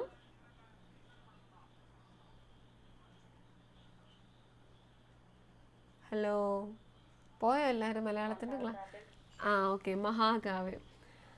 വള്ളത്തോളിൻ്റെ ചിത്രയോഗം എന്താണ്? മഹാകാവ്യമാണ്. ഓക്കെ, ഈ മലയാളത്തിൻ്റെ ക്ലാസ്സൊക്കെ ചില സമയത്ത് നമുക്ക് ബോറക്കടി ഉറക്കമൊക്കെ വന്നെന്ന് കിരിങ്ങേട്ടെ. എല്ലാവരും ഉണർവോടെ ക്ലാസ്സിൽ ഇരിപ്പുണ്ടെന്ന് ഞാൻ ഓർക്കുന്നേ. ഓക്കെ, നിങ്ങൾ മയക്കോടാതിരിക്കുമ്പോൾ ഞാൻ പേടിക്കുക. ഞാൻ ഓർത്തിനി എല്ലാവരും ഉറങ്ങുവാണോ? നിങ്ങൾ ഉറങ്ങുമൊന്നും അല്ലല്ലോ അല്ലേ? എല്ലാവരും ക്ലാസ്സിലില്ലേ? കുഴപ്പമൊന്നും ഇല്ലല്ലോ? ബോറടിക്കുന്നുണ്ടോ? ഈ ബോറടിക്കുന്നുണ്ടോ പറയണം കേട്ടോ. ക്ലാസ് നിർത്തുമൊന്നുമില്ല, ഞാൻ പിന്നെയും പറഞ്ഞുകൊണ്ടിരിക്കുക. ഓക്കെ, അങ്ങനെയാണ് വള്ളത്തോളിൻ്റെ ചിത്രയോഗം മഹാകാവ്യം. അതായത് മഹാകാവ്യമാണ് വള്ളത്തോളിൻ്റെ ചിത്രയോഗം. അത് കഥാസരിത സാഗരം കൃതിയിലെ കഥാഭാഗത്തെ അടിസ്ഥാനമാക്കിയാണ് എഴുതപ്പെട്ടത്. നമ്മുടെ ഉള്ളൂരിൻ്റെ മഹാകാവ്യമായിരുന്നു ഏത്? ഉമാകേരളം. വള്ളത്തോളിൻ്റെ ആണെങ്കിൽ ചിത്രയോഗം. ഇനി അദ്ദേഹത്തിൻ്റെ മറ്റ് പല കൃതികളാണ് ബധിരവിലാപം, സാഹിത്യമഞ്ജരി, അച്ഛനും മകളും, കൊച്ചു സീത, ശിഷ്യനും മകനും, മഗ്ദലന മറിയം. പിന്നെ ചിത്രയോഗം നമ്മൾ പറഞ്ഞായിരുന്നു മഹാകാവ്യം, ബന്ധനസ്ഥനായ അനിരുദ്ധൻ. ഇതിലെ സാഹിത്യമഞ്ജരി, അച്ഛനും മകളും, കൊച്ചു സീത, ശിഷ്യനും മകനും, മഗ്ദലന മറിയം, ബന്ധനസ്ഥനായ അനിരുദ്ധൻ, ഇതെല്ലാം പഠിക്കണം കേട്ടോ. ഇതെല്ലാം ആരുമായിട്ട് ബന്ധപ്പെട്ടാണ്? നമ്മുടെ വള്ളത്തോൾ നാരായണ മേനോനുമായിട്ട് ബന്ധപ്പെട്ടതാണ്. ഈ മഗ്ദലന മറിയം ചോദിച്ചിട്ടുണ്ട്, അതുപോലെ തന്നെ ബന്ധനസ്ഥനായ അനിരുദ്ധനും ചോദിച്ചിട്ടുണ്ട് കേട്ടോ. അത് ഈ PSCയുടെ ക്വസ്റ്റ്യൻസിൻ്റെ അകത്തും വരുന്നതാണ്, അതുപോലെ തന്നെ നമ്മുടെ KTETൻ്റെ അകത്തും വരുന്നതാണ്. അപ്പോൾ അത് പഠിക്കണം, പഠിക്കാതിരിക്കാൻ പറ്റത്തില്ല. ഓക്കെ, അപ്പോൾ ഇതെല്ലാം ആരുമായിട്ട് ബന്ധപ്പെട്ടാണ്? നമ്മുടെ വള്ളത്തോൾ നാരായണ മേനോനുമായിട്ട് ബന്ധപ്പെട്ടാണ്. അപ്പോൾ അദ്ദേഹം അറിയപ്പെടുന്ന ഏതൊക്കെ പേരിലായിരുന്നു? കേരള വാത്മീകി എന്നറിയപ്പെടുന്നുണ്ടായിരുന്നു. അതുപോലെ തന്നെ കേരളത്തിൻ്റെ ദേശീയ കവി എന്നും അറിയപ്പെട്ടു. പിന്നെ കേരള കലാമണ്ഡലം സ്ഥാപിച്ചു. അതുപോലെ തന്നെ അദ്ദേഹം അറിയപ്പെടുന്നതാണ് ശബ്ദസുന്ദരൻ, വാഗ്ദേവതയുടെ പുരുഷാവതാരം എന്നീ വിശേഷണങ്ങളെല്ലാം നമ്മുടെ വള്ളത്തോളിനുണ്ട്. ശ്രീ ശങ്കരാചാര്യരെ കുറിച്ച് വള്ളത്തോൾ രചിച്ച കവിതയാണ് മലയാളത്തിൻ്റെ തല. ഗാന്ധിജിയെക്കുറിച്ച് വള്ളത്തോൾ രചിച്ച കവിതയാണ് എൻ്റെ ഗുരുനാഥൻ. വിവേകാനന്ദ സ്വാമികളെക്കുറിച്ച് വള്ളത്തോൾ രചിച്ച കവിതയാണ് ഏത്? കൃഷ്ണപരുന്തിനോട്. പിന്നെ ചിത്രയോഗം എന്നുള്ളത് അദ്ദേഹത്തിൻ്റെ മഹാകാവ്യമാണ്. പിന്നെയുള്ള പ്രധാന കൃതികളാണ് ബധിരവിലാപം, സാഹിത്യമഞ്ജരി, അച്ഛനും മകളും, കൊച്ചു സീത, ശിഷ്യനും മകനും, മഗ്ദലന മറിയം, ബന്ധനസ്ഥനായ അനിരുദ്ധൻ. ഇതെല്ലാം ആരുടെ കൃതികളാണ്? നമ്മുടെ വള്ളത്തോൾ നാരായണ മേനോൻ്റെ കൃതികളാണ്. കിട്ടിയ വള്ളത്തോളിൻ്റെ കൃതികളും അദ്ദേഹത്തിൻ്റെ വിശേഷണങ്ങളും എല്ലാം ഒന്നുകൂടെ ഞാൻ ഇത് കാണിച്ചു തരാം. സ്ക്രീൻ സൂം ഔട്ട് ചെയ്തിട്ട് കാണാവോ? അയ്യോ, എന്നാലും വള്ളത്തോൾ താഴെയാണ്.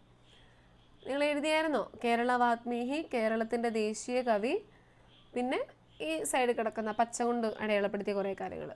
ഓക്കെ ആണോ? നമ്മുടെ 3 ആധുനിക കവിത്രയങ്ങളെ കുറിച്ചും കിട്ടിയോ? 3, അതായത് കുമാരനാശാന്, ഉള്ളൂര്, പിന്നെ നമ്മുടെ അവസാനം പറഞ്ഞ വള്ളത്തോൾ നാരായണ മേനോൻ. 3 പേരെ കുറിച്ച് കിട്ടിയോ? അത്യാവശ്യം കാര്യങ്ങൾ, അവരുടെ പ്രധാന കൃതികളും അവരറിയപ്പെടുന്ന കാര്യങ്ങളും അവരറിയപ്പെടുന്ന വിശേഷണങ്ങളും പിന്നെ അവരാരെക്കുറിച്ചൊക്കെ എഴുതിയോ ആ കാര്യങ്ങളും ഒക്കെ. അത്രയും കാര്യങ്ങൾ നമ്മളിനി പറഞ്ഞത്. ഇനി അടുത്ത നോക്കിയേ, വിലാപ കാവ്യ പ്രസ്ഥാനം. വിലാപ കാവ്യ പ്രസ്ഥാനത്തിലെ ആദ്യ മൗലിക കൃതിയായി കണക്കാക്കപ്പെടുന്നത് CS സുബ്രഹ്മണ്യൻ പോറ്റി രചിച്ച ഒരു വിലാപമാണ്. ഇത് വിലാപ കാവ്യം എന്ന് നമ്മൾ പറയും സങ്കടപ്പെട്ടിട്ടുള്ള കാവ്യം, അതായത് സങ്കടം അല്ലെങ്കിൽ വിഷമോ ഒക്കെ ആയിട്ട് ബന്ധപ്പെട്ട രചനകൾ, അതാണ് വിലാപ കാവ്യം. അപ്പോൾ അത് ആദ്യത്തേതെന്ന് പറയുന്നത് CS സുബ്രഹ്മണ്യൻ പോറ്റി രചിച്ച ഒരു വിലാപമാണ്. നാലപ്പാട്ട് നാരായണ മേനോന്റെ വിലാപ കാവ്യമാണ് ഏത്? കണ്ണുനീർ തുള്ളി. നാലപ്പാട്ട് നാരായണ മേനോന്റെ വിലാപ കാവ്യമാണ് ഏത്? കണ്ണുനീർ തുള്ളി. ഇടപ്പള്ളിയെക്കുറിച്ച് ചങ്ങമ്പുഴ എഴുതിയ വിലാപ കാവ്യമാണ് ഏത്? രമണൻ. അത് രമണൻ എന്നുള്ളത് ആരുടേതാണ്? നമ്മുടെ ചങ്ങമ്പുഴയുടേതാണ്. അത് ഇടപ്പള്ളിയെക്കുറിച്ച് ചങ്ങമ്പുഴ എഴുതിയ വിലാപ കാവ്യമാണ് ഏത്? രമണൻ എന്നുള്ളത്. ഓക്കെ, അപ്പോൾ ഈ 2 വിലാപ കാവ്യങ്ങളും ഓർത്തിരിക്കണേ. നാലപ്പാട്ട് നാരായണ മേനോന്റെ വിലാപ കാവ്യമാണ് കണ്ണുനീർ തുള്ളി.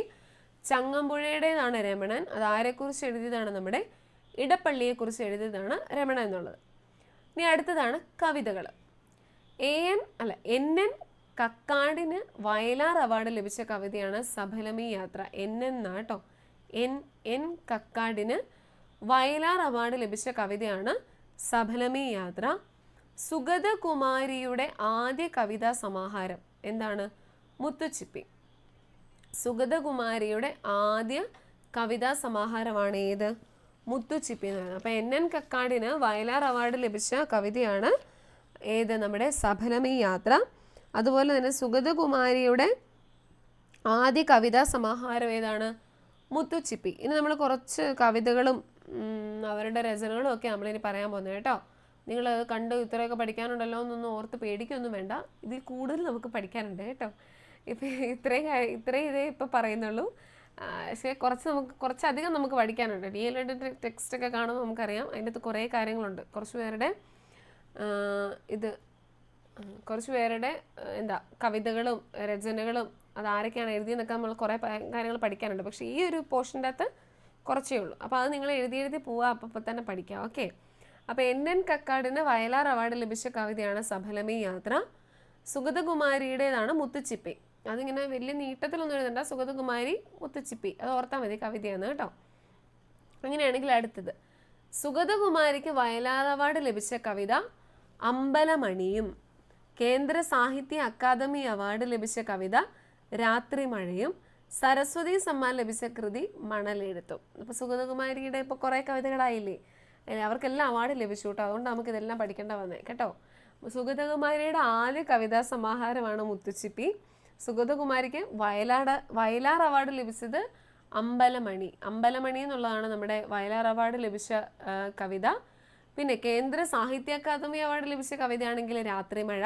സരസ്വതി സമ്മാൻ ലഭിച്ചാണെങ്കിൽ മണലെഴുത്ത്. നിങ്ങൾ ഇത്രയും ഓർത്താൽ മതി, അവാർഡ് പഠിക്കാൻ ഞാൻ നിർബന്ധിക്കില്ല. സുഗതകുമാരിയുടെ നേരെ ഹൈഫനിട്ട് മുത്തുച്ചിപ്പി എഴുതിയില്ലായിരുന്നോ? അടുത്ത എഴുതാം അമ്പലമണി, പിന്നെയുള്ളത് രാത്രിമഴ, പിന്നെയുള്ളത് മണലെഴുത്ത് കേട്ടോ. അപ്പം മൊത്തം 4 എണ്ണമായി നമ്മുടെ സുഗതകുമാരിയായിട്ട് ബന്ധപ്പെട്ട്. മുത്തുച്ചിപ്പി, അമ്പലമണി, രാത്രിമഴ, മണലെഴുത്ത്. ഇതെല്ലാം ആരുമായിട്ട് ബന്ധപ്പെട്ടാണ്? നമ്മുടെ സുഗതകുമാരി അമ്മയായിട്ട് ബന്ധപ്പെട്ടതാണ് ഈ 4 എണ്ണം. ഇനി അക്ഷരം എന്ന കവിതയ്ക്ക് ONVക്ക് കേന്ദ്ര സാഹിത്യ അക്കാദമി അവാർഡും ഉപ്പ് എന്ന കവിതയ്ക്ക് വയലാർ അവാർഡ് ലഭിച്ചു. അപ്പോൾ നമ്മുടെ സുഗതകുമാരി തീർന്നു. ഇനി നമ്മുടെ അടുത്ത ആളാണ് ONV കുറുപ്പ്. ONV കുറുപ്പിൻ്റെ 2 കവിതകളാണ് ഏതൊക്കെ? അക്ഷരവും ഉപ്പും കേട്ടോ. അത് ഓർക്കണേ. അതിൽ അക്ഷരത്തിന് കേന്ദ്ര സാഹിത്യ അക്കാദമി അവാർഡും കിട്ടി, ഉപ്പിന് വയലാർ അവാർഡും കിട്ടി കേട്ടോ. നമ്മുടെ ONV കുറുപ്പിൻ്റെ 2 കവിതകളെ ഉള്ളേ ഇവിടെ ഇപ്പം പറയുന്നത്. അക്ഷരവും ഉപ്പും ആരുമായിട്ട് ബന്ധപ്പെട്ടാണ്? നമ്മുടെ ONV കുറുപ്പുമായിട്ട് ബന്ധപ്പെട്ടാണ്. ഇനി അടുത്തതാണ് കേസരി ബാലകൃഷ്ണ പിള്ളയെക്കുറിച്ച് പരാമർശിക്കുന്ന വയലാറിൻ്റെ കവിതയാണ് മാടവനപ്പറമ്പിലെ ചിത. അതായത് കേസരി ബാലകൃഷ്ണ പിള്ളയെക്കുറിച്ച് പരാമർശിക്കുന്ന വയലാറിൻ്റെ ഒരു കവിതയാണ് ഏത്? മാടവനപ്പറമ്പിലെ ചിത. VM ഗിരിജ രചിച്ച കവിതാ സമാഹാരമാണ് പെണ്ണുങ്ങൾ കാണാത്ത പാതിരാ നേരങ്ങൾ. പെണ്ണുങ്ങൾ കാണാത്ത പാതിരാ നേരങ്ങൾ എന്നുള്ള കവിതാ സമാഹാരം രചിച്ച ആരാണ്? VM ഗിരിജ. സാമൂഹിക വിപ്ലവത്തെ ഏറ്റെടുക്കുന്ന മധ്യവർഗ ബുദ്ധിജീവികൾ അനുഭവിക്കുന്ന ആത്മസംഘർഷങ്ങൾ വിഷയമാക്കുന്ന വൈലോപ്പിള്ളിയുടെ കവിതയാണ് ഏത്? കുടിയൊഴിക്കൽ. അത് മാത്രം ഓർത്താൽ മതി. നമ്മുടെ വൈലോപ്പിള്ളിയുടെ കവിതയാണ് ഏത്? കുടിയൊഴിക്കൽ. വൈലോപ്പിള്ളിന്ന് എഴുതാം, കുടിയൊഴിക്കൽ എഴുതാം. അത് എന്തിനെ പറ്റിയുള്ളതാണെന്ന് അങ്ങനെ ചോദിക്കാനും സാധ്യതയുണ്ട്. ജസ്റ്റ് നിങ്ങളത് വായിക്കുക. സാമൂഹിക വിപ്ലവത്തെ ഏറ്റെടുക്കുന്ന മധ്യവർഗ ബുദ്ധിജീവികൾ അനുഭവിക്കുന്ന ആത്മസംഘർഷങ്ങളെ വിഷയമാക്കുന്ന വൈലോപ്പിള്ളിയുടെ കവിതയാണ് കുടിയൊഴിക്കൽ എന്നുള്ളത്. നമ്മൾ മറ്റേ കുമാരനാശാൻ്റെ ദുരവസ്ഥയും പിന്നെന്താ നളിനി ലീല എന്നുള്ള കാര്യങ്ങളൊക്കെ പറഞ്ഞപ്പോൾ നമ്മൾ പറഞ്ഞായിരുന്നു എന്തിനെ പറ്റിയുള്ളതാണെന്നൊക്കെ പറഞ്ഞായിരുന്നു അല്ലേ? മാപ്പിള കലാപവും പിന്നെ നമ്മുടെ ഏതായിരുന്നു AR രാജരാജവർമ്മയുടെ നിര്യാണത്തിൽ അനുശോചിച്ചുകൊണ്ട് പ്രരോദനം. ആ കവിതയൊക്കെ രചിച്ച കാരണം കൊണ്ടാണെന്ന് പറഞ്ഞില്ലേ? അതുപോലെയുള്ളതാണ് നമ്മുടെ ഈ വൈലോപ്പിള്ളിയുടെ കുടിയൊഴിക്കൽ. ഇത്രയും ഓർത്താൽ മതി. വൈലോപ്പിള്ളിയുടേതാണ് ഏത്? കുടിയൊഴിക്കൽ. ഇനി സച്ചിദാനന്ദൻ്റെതാണ് ഏത്? ആത്മഹത്യ ചെയ്ത കർഷകർ എന്ന കവിത. അതിൽ എന്തിനെക്കുറിച്ചാണ് പറഞ്ഞത്? വെള്ളം എന്നുള്ള സബ്ജക്റ്റിനെ കുറിച്ചാണ് നമ്മുടെ സച്ചിദാനന്ദൻ്റെ ആത്മഹത്യ ചെയ്ത കർഷകർ എന്ന കവിതയിൽ പറയുന്നത്. അടുത്തതാണ് MN വിജയനാണ് വൈലോപ്പിള്ളി കവിതകളെ കാച്ചിക്കുറുക്കിയ കവിത എന്ന് വിശേഷിപ്പിച്ചത്. അപ്പം കാച്ചിക്കുറുക്കിയ കവിത എന്ന് അറിയപ്പെടുന്ന ആരുടെ കവിതകളാണ്? നമ്മുടെ വൈലോപ്പിള്ളിയുടെ കവിതകളെയാണ് കാച്ചിക്കുറുക്കിയ കവിതകളെന്ന് അറിയപ്പെടുന്നത്. അത് ആരങ്ങനെ വിശേഷിപ്പിച്ചേ? MN വിജയനാണ് അങ്ങനെ വിശേഷിപ്പിച്ചത് കേട്ടോ. ഇങ്ങനെ കുറേ പേരുടെ പേര് അടുപ്പിച്ച് കേൾക്കുമ്പോൾ നിങ്ങൾക്ക് ബോറടിക്കുമെന്ന് എനിക്കറിയാം കേട്ടോ. അപ്പം ഇനി 10 മണിയായി, എല്ലാവർക്കും ക്ഷീണമൊക്കെ തുടങ്ങി കാണുമെന്നറിയാം. പക്ഷേ ഇതുകൂടെ കഴിഞ്ഞിട്ട് ഞാൻ നിർത്താം കേട്ടോ. MN വിജയനാണ് വൈലോപ്പിള്ളി കവിതകളെ കാച്ചിക്കുറുക്കിയ കവിത എന്ന് വിശേഷിപ്പിച്ചത്. ഇനി പ്രഭാവർമ്മയുടെ ശ്യാമമാധവത്തിന് കേന്ദ്ര സാഹിത്യ അക്കാദമി അവാർഡും അർക്കപൂർണിമയ്ക്ക് കേരള സാഹിത്യ അക്കാദമി പുരസ്കാരവും ലഭിച്ചിട്ടുണ്ട്. പ്രഭാവർമ്മയുടെയാണ് ഏത്? ശ്യാമമാധവവും അതുപോലെ തന്നെ അർക്കപൂർണിമയും. ഇത് രണ്ടും പ്രഭാവർമ്മയുടെയാണ്. കടമനിട്ട രാമകൃഷ്ണനാണ് മഴ പെയ്യുന്നു മദ്ദളം കുട്ടുന്നു എന്ന കവിത എഴുതിയത്. കടമനിട്ടയുടെയാണ് ഏത്? മഴ പെയ്യുന്നു മദ്ദളം കുട്ടുന്നു. മഴ പെയ്യുന്നു മദ്ദളം കുട്ടുന്നു. അതാരുടേതാണ്? കടമനിട്ട രാമകൃഷ്ണൻ്റെ. മഴ പെയ്യുന്നു മദ്ദളം കുട്ടുന്നു. അത് കടമനിട്ട രാമകൃഷ്ണനുടെ. സ്ത്രീകളുടെ സർഗാത്മകത മറ്റുള്ളവരുടെ രുചി മാത്രമായി ചുരുങ്ങിപ്പോകുന്നു എന്ന് വിമർശനം ഉന്നയിച്ച ONVയുടെ കവിതയാണ് ഏത്? കോതമ്പുമണികൾ. അതായത് കോതമ്പുമണികൾ, നമ്മൾ ഗോതമ്പുമണികൾ എന്ന് എഴുതുകയും പറയുക ചെയ്യുന്നത്, പക്ഷെ അത് തന്നെയാണ് സംഭവം, കോതമ്പുമണികൾ കേട്ടോ. നമ്മൾ മുമ്പേ ONVയുടെ 2 എണ്ണം പറഞ്ഞായിരുന്നല്ലോ, അക്ഷരവും ഉപ്പും പറഞ്ഞില്ലേ? ആ കൂടെ തന്നെ ഇത് എഴുതി വെച്ചാൽ മതിയേ. ഏതാ? കോതമ്പുമണികളും ആരുടെ തന്നെയാണ്? നമ്മുടെ ONV കുറിപ്പിൻ്റെയാണ്. ഇനി 1991 കേരള സാഹിത്യ അക്കാദമി പുരസ്കാരം ലഭിച്ച കുളമ്പൊച്ച എന്ന കവിതാ സമാഹാരം രചിച്ച് ജയനാരായണൻ. അപ്പോൾ കുളമ്പൊച്ച ആരുടേതാണ്? ജയനാരായണൻ്റേതാണ്. അവർക്ക് ഏതൊക്കെ അവാർഡൊക്കെ കിട്ടിയെന്ന് നിങ്ങളിപ്പോൾ നോക്കണ്ട കേട്ടോ. അത് ഭയങ്കര പാടായിരിക്കും. ഇപ്പോൾ അപ്ഡേറ്റ് ആയിട്ട് വരുന്നതൊക്കെ നോക്കിയാൽ മതി. എന്തെങ്കിലും കേന്ദ്ര സാഹിത്യ അക്കാദമി അവാർഡോ അല്ലെങ്കിൽ കേരള സാഹിത്യ അക്കാദമി അവാർഡോ വയലാർ അവാർഡോ അങ്ങനത്തെ പുരസ്കാരങ്ങളൊക്കെ നമ്മുടെ പത്രത്തിലൊക്കെ വരത്തില്ലേ? അങ്ങനെ അപ്ഡേറ്റ് ആയിട്ടുള്ളത് എന്നാണല്ലോ നോക്കി വെക്കണം കേട്ടോ. പഴയത് വലിയ കാര്യത്തിൽ നോക്കിയില്ലെങ്കിലും പുതിയത് വരുന്ന എന്താണല്ലോ നോക്കണം. അപ്പോൾ കുളമ്പൊച്ച ആരുടേതാണ്? ജയനാരായണൻ്റെയാണ്. ഇനി KG ശങ്കരപ്പിള്ളയാണ് ബംഗാൾ എന്ന കവിത രചിച്ചത്. ബംഗാൾ എന്ന കവിത ആരുടേതാണ്? KG ശങ്കരപ്പിള്ള. ബംഗാൾ KG ശങ്കരപ്പിള്ള, കുളമ്പൊച്ചയാണെങ്കിൽ ജയനാരായണൻ. ഇനി ഇതുകൂടെ പറഞ്ഞിട്ട് നിർത്താം കേട്ടോ. അയനം സാംസ്കാരിക വേദിയുടെ A അയ്യപ്പൻ കവിതാ പുരസ്കാരം ആദ്യമായി ലഭിച്ചത് ആർക്കാണ്? വിജയലക്ഷ്മിക്കാണ്. യുദ്ധകാലത്തെ ഓണം എന്ന കവിത രചിച്ച ആരാണ്? ഇടശ്ശേരി. യുദ്ധകാലത്തെ ഓണം എന്ന കവിത രചിച്ച ആരാണ്? ഇടശ്ശേരി. ഓണപ്പാട്ടുകൾ എന്ന കവിത രചിച്ചതോ? നമ്മുടെ വൈലോപ്പിള്ളി. യുദ്ധകാലത്തെ ഓണം ഇടശ്ശേരിയുടേത്, ഓണപ്പാട്ടുകൾ വൈലോപ്പിള്ളിയുടേത്. അതുകൂടെ എഴുതി വെക്കണേ. യുദ്ധകാലത്തെ ഓണം ഇടശ്ശേരി, ഓണപ്പാട്ടുകാർ എന്നായിരുന്നല്ലേ, ഓണപ്പാട്ടുകാർ എന്ന കവിത രചിച്ചത് വൈലോപ്പിള്ളിയുടേത്. ഓക്കെ, അപ്പോൾ അത്രയും കിട്ടിയോ? ആ 2 കവിതകളുടെ പേര് കിട്ടിയോ? നിങ്ങൾക്ക് താഴത്തെ വല്ലതും കിട്ടാനുണ്ടോ? ഞാൻ പെട്ടെന്ന് ഇങ്ങോട്ട് മാറ്റിയ പോലെ തോന്നി. ഇപ്പം പറഞ്ഞ കവിതകളൊക്കെ ഇല്ലായിരുന്നു കുറച്ച് പേരുടെ? അവരുടെ എല്ലാവരും ഞാൻ ഈ അണ്ടർലൈൻ ചെയ്തതൊക്കെ കിട്ടിയായിരുന്നു നിങ്ങൾക്ക്? സുഗതകുമാരിയുടെ ഒരു 4 എണ്ണം ഉണ്ടായിരുന്നു, ONVയുടെ ഒരു 3 എണ്ണം ഉണ്ടായിരുന്നു, പിന്നെ വൈലോപ്പിള്ളിയുടെ ആണെങ്കിൽ ഇപ്പം നമ്മൾ കുടിയൊഴിക്കൽ എഴുതി. അതുപോലെ തന്നെ പിന്നെ ഏതാ പറഞ്ഞേ? വൈലോപ്പള്ളിയുടെ ഇപ്പം പറഞ്ഞ ദേ ഓണപ്പാട്ടുകാർ, കുടിയൊഴിക്കലും ഉണ്ട് ഓണപ്പാട്ടുകാരും ഉണ്ട്. അത് രണ്ടും ആരുടേതാണ്? വൈലോപ്പള്ളിയുടേതാണ്. അത് ഞാൻ ഇവിടെ ഇങ്ങനെ ഒരു ആരും ഇട്ടുതരാം, കണ്ടോ? വൈലോപ്പള്ളിയുടേതാണ് നമ്മുടെ കുടിയൊഴിക്കലും ഓണപ്പാട്ടുകാരും. പിന്നെ MN വിജയൻ്റേതാണ് കാച്ചി കുറുക്കിയ കവിത. അത് വിശേഷിപ്പിച്ചത് നമ്മുടെ വൈലോപ്പള്ളിയുടെ കവിതകളെ തന്നെയാണ്. പിന്നെ മഴ പെയ്യുന്നു മദ്ദളം കൊട്ടുന്നു, അത് ആരുടേതാണ്? കടമ്മനിട്ട. പിന്നെ കോതമ്പുമണികൾ നമ്മൾ ONVയുടെ പറഞ്ഞു. കുളമ്പച്ചയാണെങ്കിൽ ജയനാരായണൻ, ബംഗാൾ ആണെങ്കിൽ KG ശങ്കരപിള്ള. ഇനി നമുക്ക് കുറച്ചുകൂടെ ടോപ്പിക്കുണ്ട്. സാഹിത്യ രചനകളിലൂടെ എന്നൊക്കെ പറഞ്ഞുകൊണ്ട് ഇത്രയും പേരുടെയും കൂടെ ഒന്ന് നോക്കിയാൽ മതി. K സച്ചിദാനന്ദൻ അങ്ങനെയുള്ളവരുടെ, കേട്ടോ? അത് നമുക്ക് അടുത്ത ക്ലാസ് നോക്കാം. ഇല്ല ചിലപ്പോൾ നിങ്ങൾ മനസ്സിൽ എന്നെ പ്രാഗുമായിരിക്കും, മലയാളമാണ് ബോറടിക്കുന്നുണ്ട് നിർത്തുന്നില്ല എന്നൊക്കെ പറഞ്ഞല്ലേ. അങ്ങനെയാണെങ്കിൽ നമുക്ക് ഇന്ന് ഇത്രയും കൂടെ നിർത്താം, കേട്ടോ? അപ്പോൾ നിങ്ങൾ നമ്മുടെ ഇത്രയും കാര്യങ്ങൾ നിങ്ങൾക്ക് എന്തെങ്കിലും കിട്ടാതെ എന്തെങ്കിലും പോയിട്ടുണ്ടോ നോട്ട്? ഓക്കെ ആണോ? ഞാൻ ഏതായാലും ഇത് ഗ്രൂപ്പിലേക്ക് ഇട്ടായിരുന്നു, നിങ്ങൾ ജസ്റ്റ് വായിച്ചു നോക്കിയാൽ മതി. പിന്നെ അതിലെല്ലാം വലിച്ചു വാരി വായിക്കണ്ട, അതുകൊണ്ടാണ് ഞാൻ പിന്നെ ഇതിൻ്റെ അകത്ത് ഓരോന്നും എടുത്തെടുത്ത് ഇത് ഇമ്പോർട്ടൻ്റ് ഏതൊക്കെയാണെന്ന് പറഞ്ഞു തന്നെ. എല്ലാം കൂടെ വായിക്കുമ്പോൾ നമുക്കൊരു കൺഫ്യൂഷൻ ആയിപ്പോയി, ഇത് മൊത്തം പഠിക്കണമല്ലോ എന്നുള്ളത്. മൊത്തം പഠിക്കണ്ട, ഇമ്പോർട്ടൻ്റ് ആയിട്ട് ഞാൻ ഈ അണ്ടർലൈൻ ചെയ്ത് പോകുന്നു, റിപ്പീറ്റ് ആയിട്ട് വരുന്ന കാര്യങ്ങളൊക്കെ മാത്രം ഒന്ന് നോക്കിയാൽ മതി. ഓക്കെ, അങ്ങനെയാണെങ്കിൽ നമുക്ക് ഇന്നത്തെ ക്ലാസ് നിർത്താം. മടുത്തില്ലേ എല്ലാവരും? ഓക്കെ ആണോ? ബാക്കി നമുക്ക് അടുത്ത ദിവസം നോക്കാം. ഇല്ല ഞാൻ ഇങ്ങനെ പറഞ്ഞുകൊണ്ടിരിക്കാം, നിങ്ങൾ ഉറങ്ങിപ്പോകും ചിലപ്പം. വീട്ടിലെ അമ്മമാരൊക്കെ ഒന്ന് ഇതിനെ വിളിച്ച് ഏൽപ്പിക്കേണ്ടി വരും, ടീച്ചറിൻ്റെ മലയാള സാഹിത്യങ്ങളെല്ലാം കൂടെ കേട്ട്. ഓക്കെ, ബോറടിക്കുന്നുണ്ടെന്നുള്ള ഓക്കെ ആണോ അത്? ഓക്കെ, അങ്ങനെയാണ്. ഓക്കെ ഓക്കെ, അങ്ങനെയാണെങ്കിൽ എല്ലാവരും പഠിച്ചിട്ട് കിടക്കണം, കേട്ടോ? ഓക്കെ, അങ്ങനെയാണെങ്കിൽ ഇന്നത്തെ ക്ലാസ് നമുക്ക് നിർത്താം. എല്ലാവർക്കും താങ്ക് യു, ഗുഡ് നൈറ്റ്. പഠിച്ചിട്ട് കിടക്കണേ, അതെന്നും പറയും, നമുക്ക് ടൈം വളരെ കുറവാണ്. താങ്ക് യു കേട്ടോ? പിന്നെ ചെയ്യാത്തവർ, കേട്ടിട്ട് അപ്ലൈ ചെയ്യാത്തവർ ടെൻഷൻ അടിക്കണ്ട. അപ്പോൾ സൈറ്റ് ഇപ്പോൾ വന്നിട്ടുണ്ട്. പിന്നെ ഞാൻ പറഞ്ഞില്ലേ, ഫോട്ടോ അപ്ലോഡ് ചെയ്യുന്നതിൻ്റെ ആ ഒരു പ്രോബ്ലം മാത്രമേ ഇപ്പോൾ ഉള്ളൂ, പ്രശ്നം.